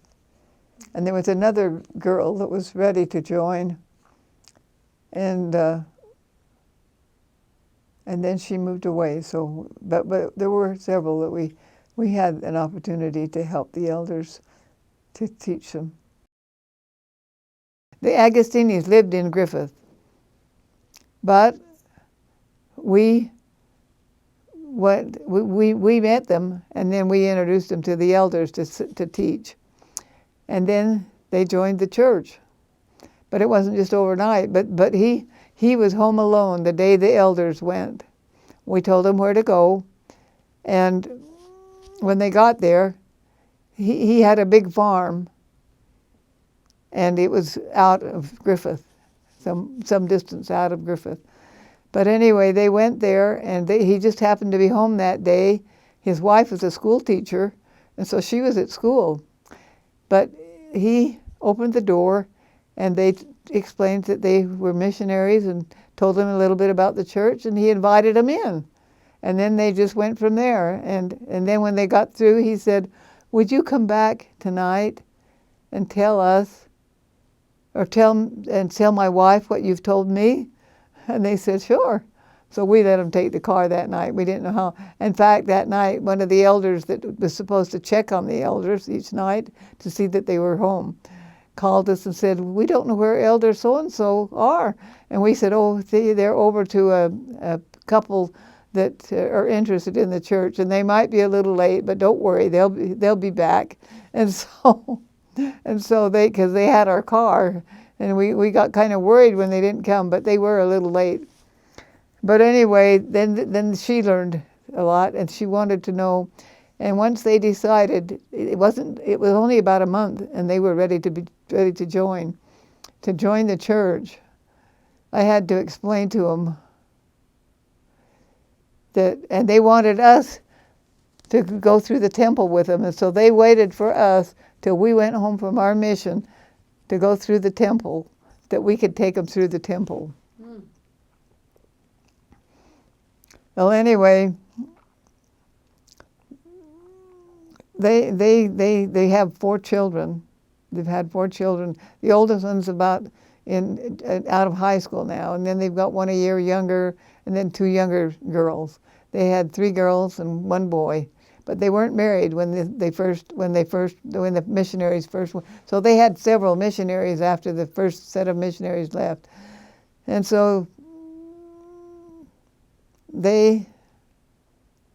I needed to explain to her that when you go through the temple, that you have to wear different clothing. I said, you've noticed that Sister Rampton always has sleeves in all of her dresses have sleeves, and that it's quite long, and long skirt. And I said, when you join the church, you have to wear different clothes. I didn't want to make them discouraged. It was special clothing that was just for people that were members of the church. But it was tough for me to explain it to her because she didn't know anything about the church.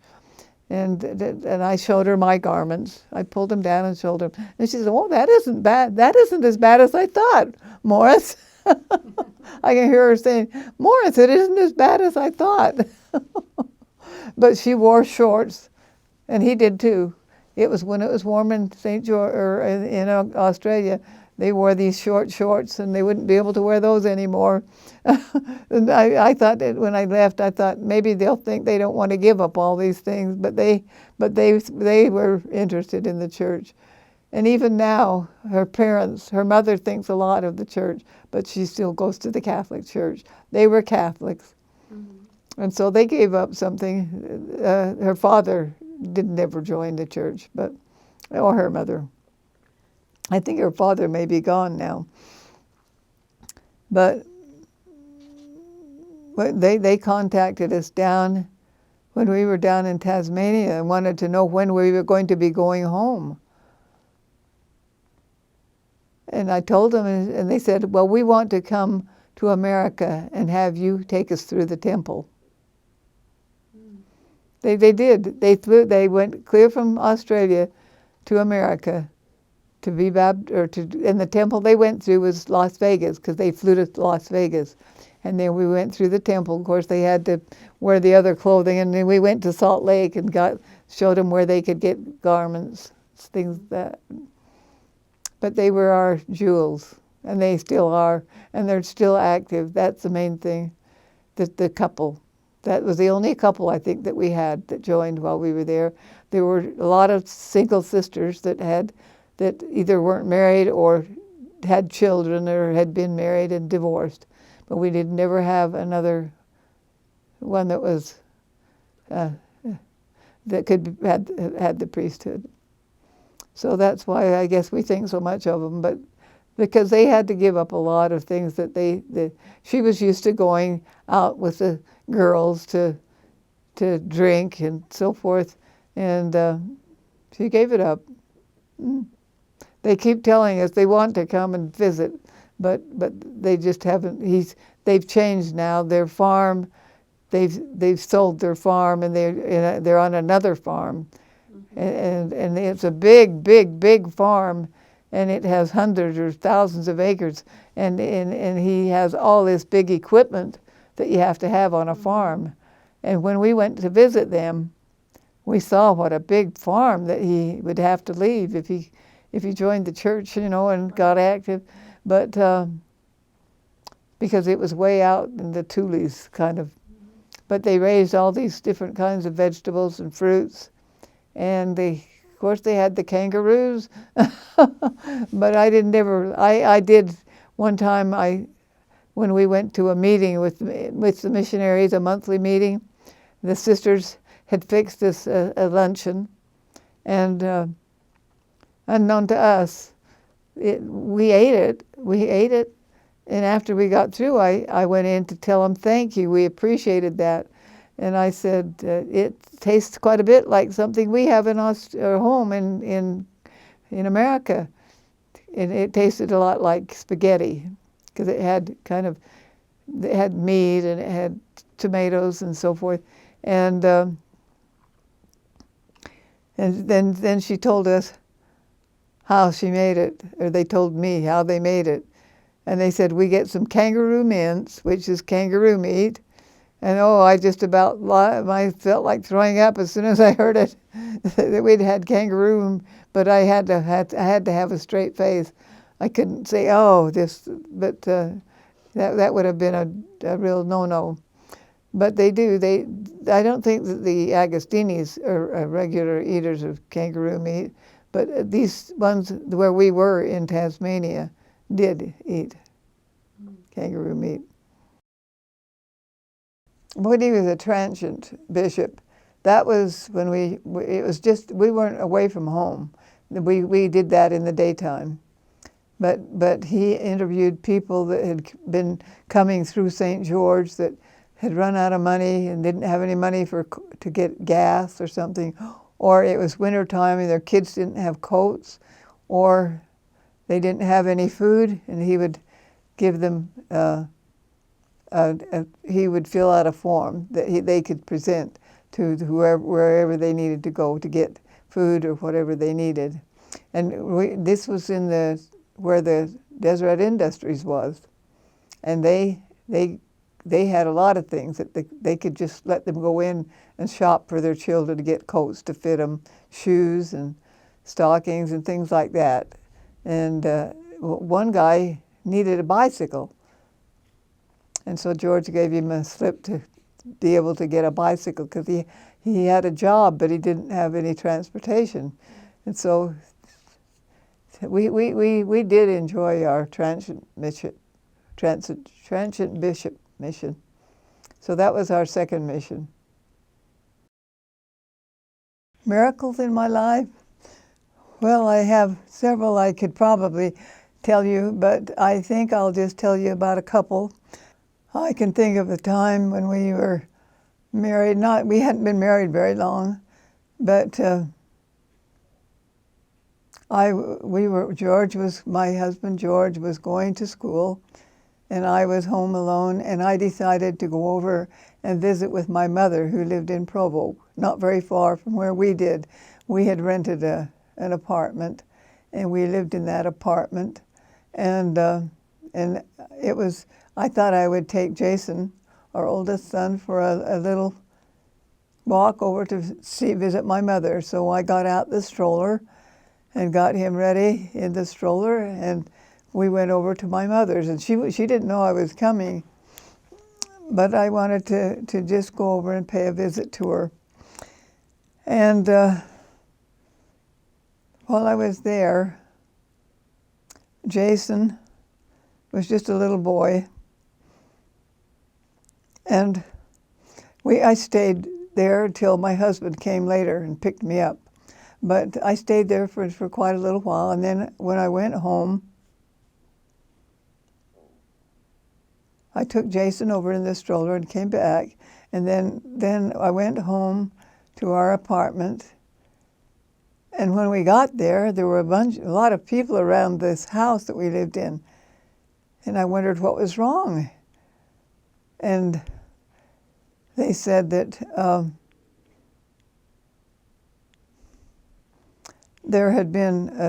they thought that there had been a gas escaping in the house all day while I had been gone, because there were girls that lived in the basement, and they had left the gas stove on or something. And so I thought that was a miracle to be gone that day when and then I wasn't there. But it was kind of frightening to find out that the gas had been going. I think I was prompted to go over to my mother's house. And so, because I normally didn't do that, but I just decided I'd take Jason over to visit, even though there was snow on the ground and I had to push the stroller through the snow to get there. But I did, and I stayed over there, and then I came back, and lo and behold, that's when we found it out. But on the way, actually, George happened to just stop at my mother's home on the way back and found us there. So then we all came home together.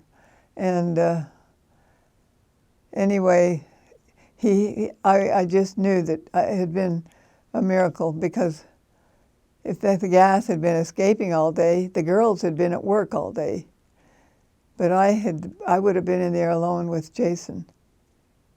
Maybe it would have taken us both. I don't know.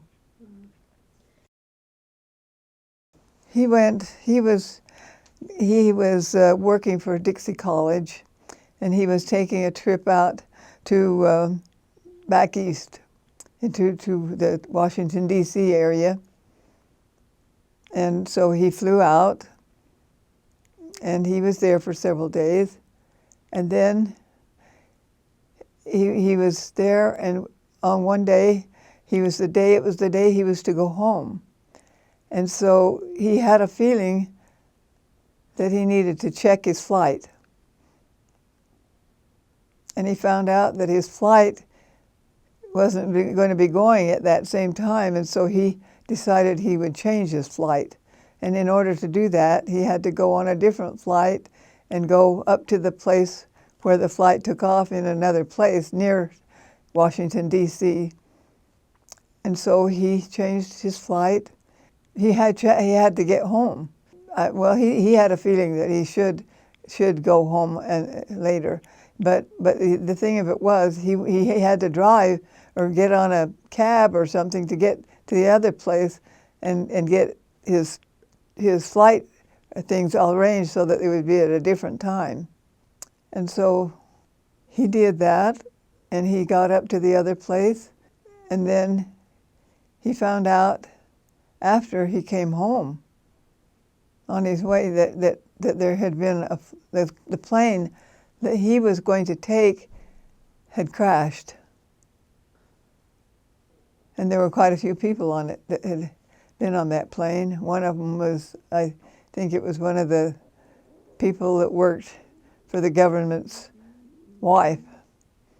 And they found a lot of money scattered around the airplane that had been slush money that they were going to give to people to not talk about this, that they didn't. During the Watergate time. The Watergate time, yeah. So George got home late that day, and I got worried when he didn't come home. I told the kids, I said, I don't know. I can't figure out why Dad's late. Because he usually gives me his schedule, what he's going to be on and what flight. And I called Las Vegas to get if the flight had come in, and they said they couldn't tell me anything about this flight that had gone down. Oh, so you learned that the flight that he was on went down. Mm-hmm. The one that he was supposed to be on went down. When he was supposed to be on. And so anyway, I kept getting nervous, and I tried to, I told the children that Daddy might not be home at the regular time, but we expected him. And then after we had finished dinner and I was putting things away, all of a sudden I heard the door open, and I ran in, and there was George. And I gave him a big hug and a kiss, and because I really thought if he was on that plane that he went down too. It appeared to me that they had I didn't know this for sure, that all of them had not survived in the plane. And so he assured me he was okay, and that was an experience that I remember, but I'm glad that he wasn't on the plane that went down. What makes a good marriage? Well, you have to be dedicated to one another. and you have to try to make things work together and be happy. And you have to agree on the children, how you discipline the children. And you have to learn not to be a spendthrift and have to have everything that you see in the store. Almost 63, just short of being 63.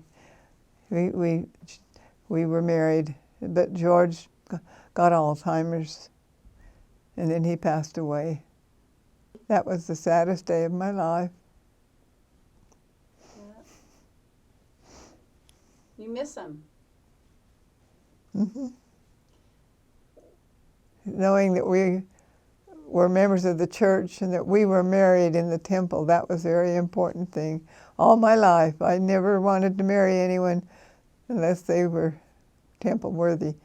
And of course, George had been on a mission, and when we met, we just fell in love. I mean, we never went with anyone else. We knew we'd found the one that we wanted. George never went with anyone, and I never did either. And we went with each other for several months, and we knew that we wanted to get married. And we, of course, got married in the temple. And I would hope for my future grandchildren, great-grandchildren, that they would be active in the church, because I know the church is true. And I've always believed in the church. I have a strong testimony of the church. I know that in my heart, I know that it's true, and I've tried to instill that in my children. And as a result, all of our 5 sons went on missions. Jason went to Sweden. Steve went to England. Jerry went to Massachusetts, Boston. Daryl went to Taiwan, and Ronald went to Japan. And they all served their mission. Daryl wasn't able to complete his mission because he got injured. He fell off a balcony when he was in Japan or in Taiwan, and he had to stay there for quite a while before he could come home. And then he wanted to go back, but it did something to his foot, and he still has trouble with that, but he gets along. But all of them went on missions, and their mom and dad went on missions. Live the gospel, because they'll be happy. Oh, I just read something a day ago in the paper, and I thought, oh, how sad. This young boy didn't live the gospel.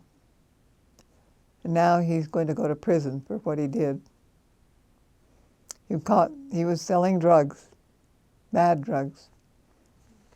And he didn't need to do that. He was a member of the church, but when you're a member of the church, you can fall away too. So you need to follow the teachings of the priesthood,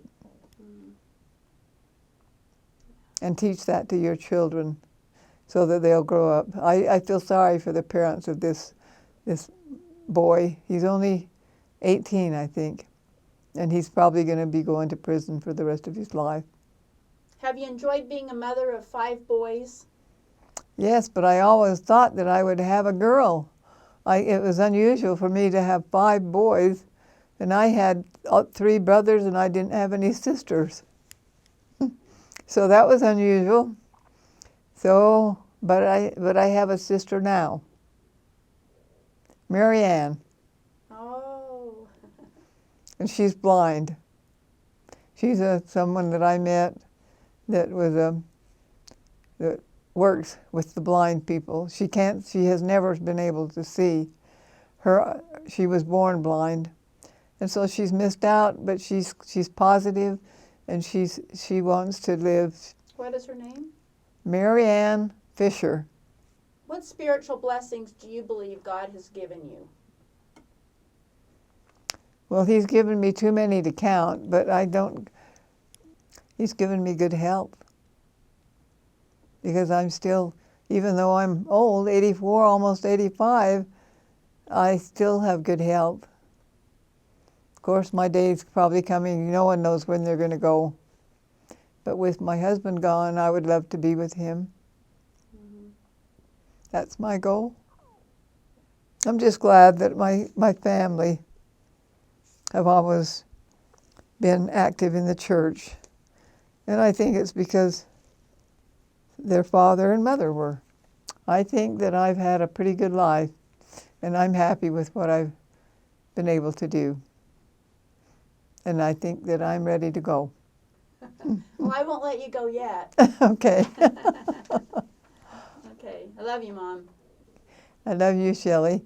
I've been fortunate that even though I wasn't able to have any girls, that I have Shelley, my daughter-in-law, and she's like a daughter to me. And I love her so. And Tracy and Valerie. And I love them all. I do. Yes. Yeah, I've got Tracy and Valerie, Shelley. My sons have married good women. My dad had an opportunity to go to Egypt in the summer of 1968. And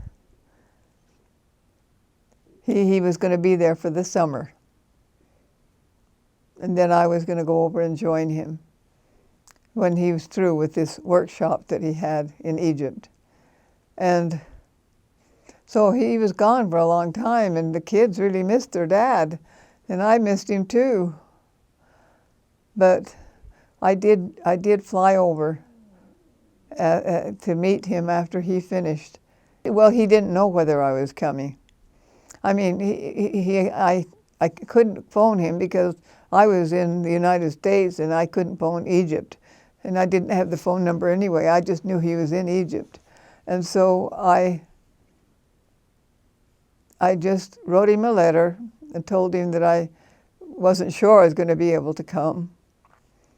But he had enough faith that I would be there. And so that day that I landed in Egypt, I got off the plane and I looked up above and I saw him waving at me as I got off the plane like this.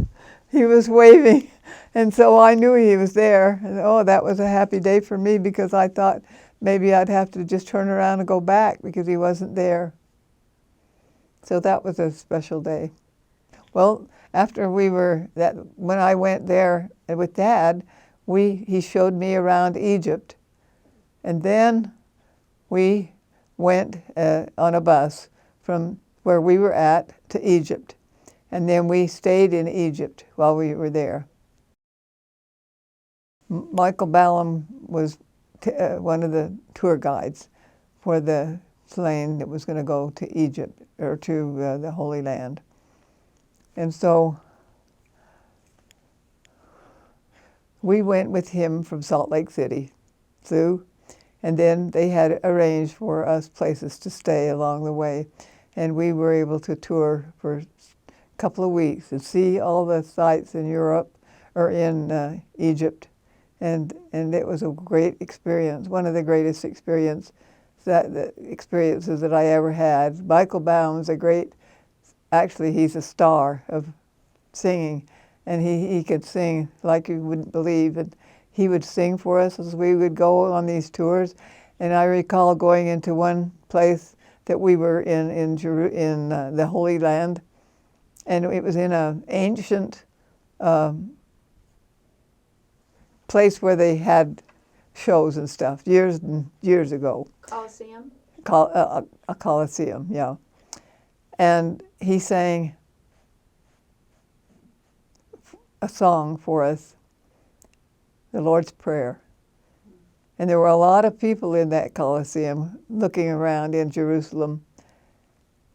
And when he started singing, they just all stopped and turned around and looked and listened until he finished, because they knew they were hearing an angel singing, or at least it sounded like it to me. And so that was a great trip, because we got to do a lot of things, not only go with Michael Ballum, but we got to see a lot of places in Egypt. And then George and I had seen some when we went from the place that he was, when he was on that tour for when he had stayed there for the summer. So that gave us 2 times to go to Jerusalem, and so we've seen a lot. And we went to the BYU Center, and it wasn't there the first time, but I think it was the second time when we went. We had an opportunity to go to where the Savior was, that they say, and the church agrees that this was where he was laid to rest. And it was a special thing, it really was. We waited till the end. We let the other people go through so that we could have a little time in there. And so it had a door, but they opened the door when you'd go in. And when we got in there, all of a sudden the door shut, and we thought we were locked in. But anyway, we just hollered through the window. It was an open air type thing that you could, and that somebody just accidentally didn't know that we were in there. So we got out, but we felt really, it was special to be there, because it was in the side of a rocky place. Mm-hmm. So it was dark inside there it just had this one window, so you could see out the window. But when we realized we were locked in, then we knocked on it, or I don't know how we got their attention, but we did. But we were glad we got to stay in there for 5 or 10 minutes, and right on the place where they laid the Savior.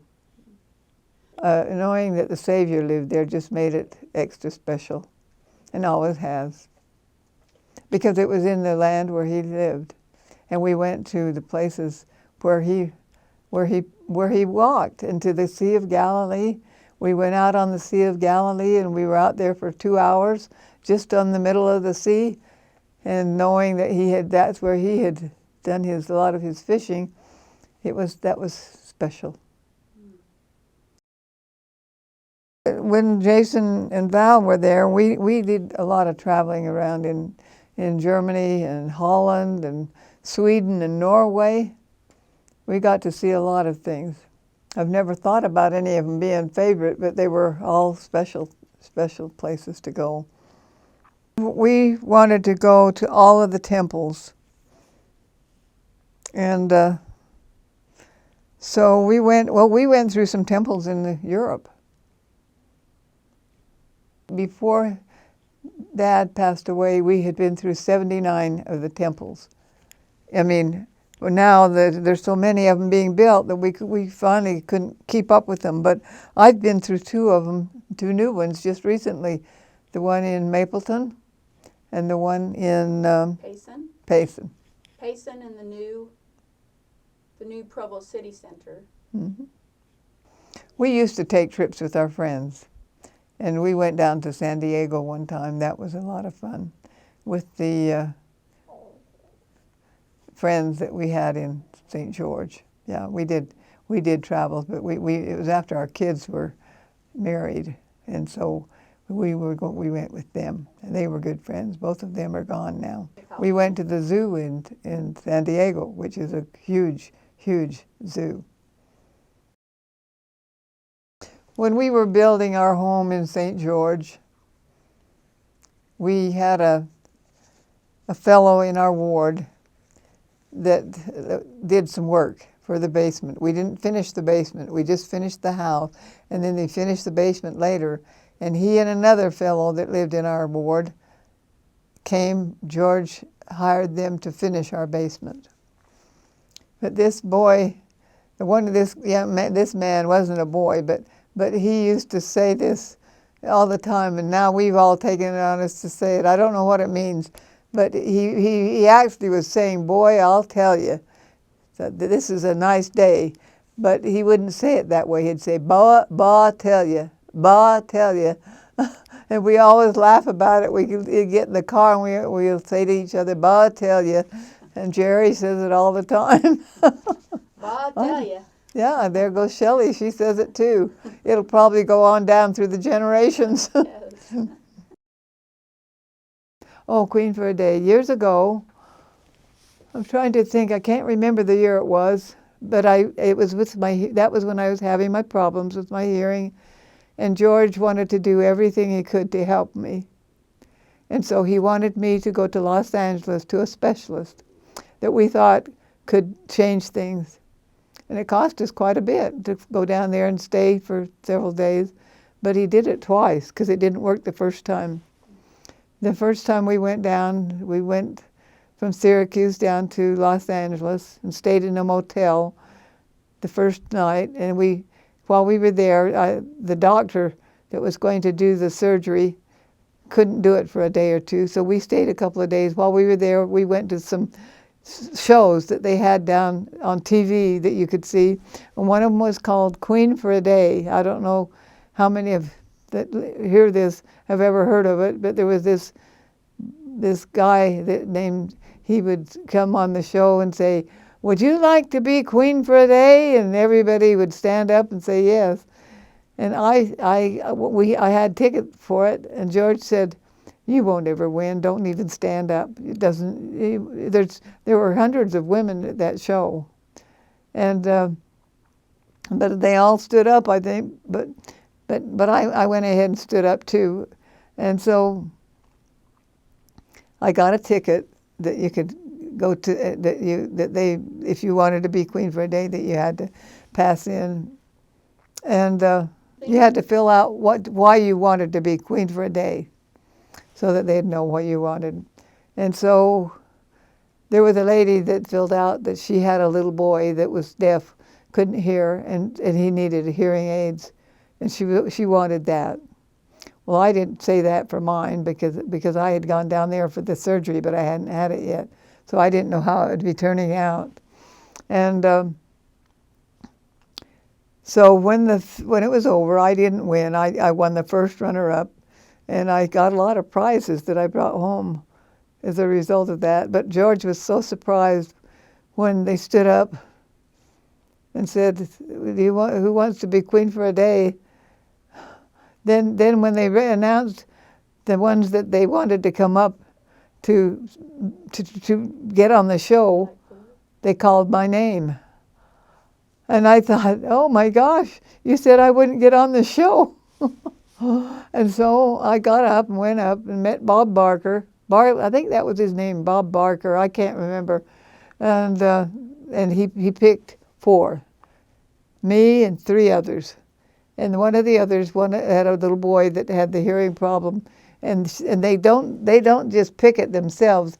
They ask, "Who wants this number 1?" And then they clap, and then the people in the audience clap, and the one that gets the most clapping is the first runner-up. And so I was second.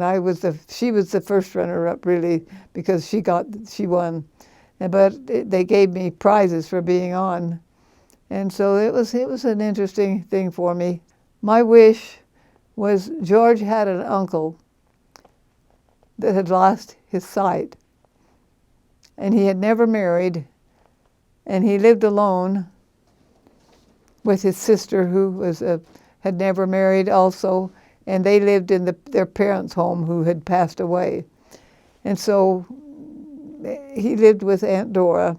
And Aunt Dora had cats, and he liked cats, but dogs. But anyway, Uncle Max, I thought if he could have a seeing eye dog, maybe that would help him a lot, because he had to be home alone during the daytime, because Aunt Dora was a principal at a school. She had to leave him alone, and so I just think he was very, very lonesome. And I thought if he had a seeing eye dog, like the lady that the state had sent to Max to teach him, she had never been able to see. That's Mary Ann. Mary Ann had been born blind and has never ever seen or heard anything. And so she came and talked to Uncle Max, and I think she kind of explained to him that it isn't as bad as he thought it was, you know. I don't know what she talked to him about, but anyway, I think if he had a seeing eye dog that he could walk around the outdoors and that with, that it would help him. And so I said I wanted a seeing eye dog for Uncle Max. And I didn't win, so I didn't get it. And then later on, they had to put him in a hospital place, and he passed away. So we didn't get one. So it didn't help me any. And then my hearing didn't come back after I went down 2 times. They thought it was coming back, and then it left. And so Dad, or my husband George, always wanted to do everything he could. It cost him a fortune to take me down there, and several $100s. I guess it went into the thousands. But he was willing to pay it if he could get my hearing back. So when it didn't work out, then he took me down the second time. And I didn't get it back. But I did get some hearing aids that I could hear, like most people can, but I could get by with them, like the ones I've got now. Sometimes I don't hear things. But you get used to that, not being able to hear everything, so I'm not complaining. See, when I was born, I had a lot of ear infections.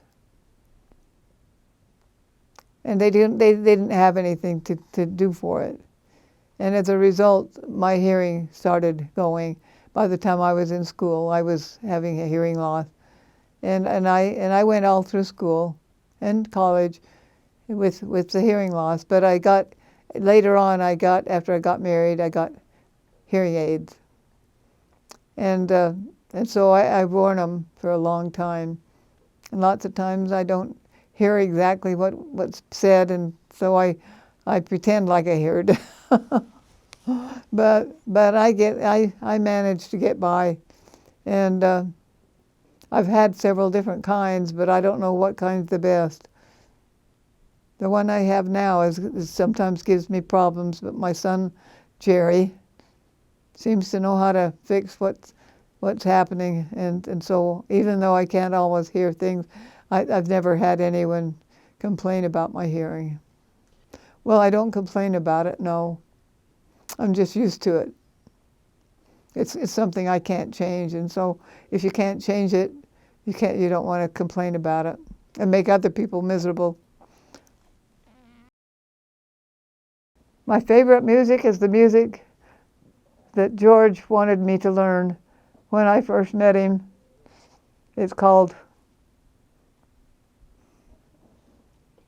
meditation, and that it has a, whoever wrote it, I don't know how they did it, but they used the hymn or the "Oh My Father." They didn't use it with words, but they just had that was what meditation was "Oh My Father." I mean, that's the tune that it is too, but they didn't put words to it. They just had that, the way that sounds, that music. Well, Michael Ballum is a great star, actually. He is a wonderful man that has developed his voice that he can sing. He sings all over the world. I mean, he doesn't just sing he's a teacher up at Utah State University, but he is a singer that has a beautiful voice. And there are thousands of people actually that come to see him every year when he puts on a show up at Logan. And Shelley and I are planning to go. We got to go.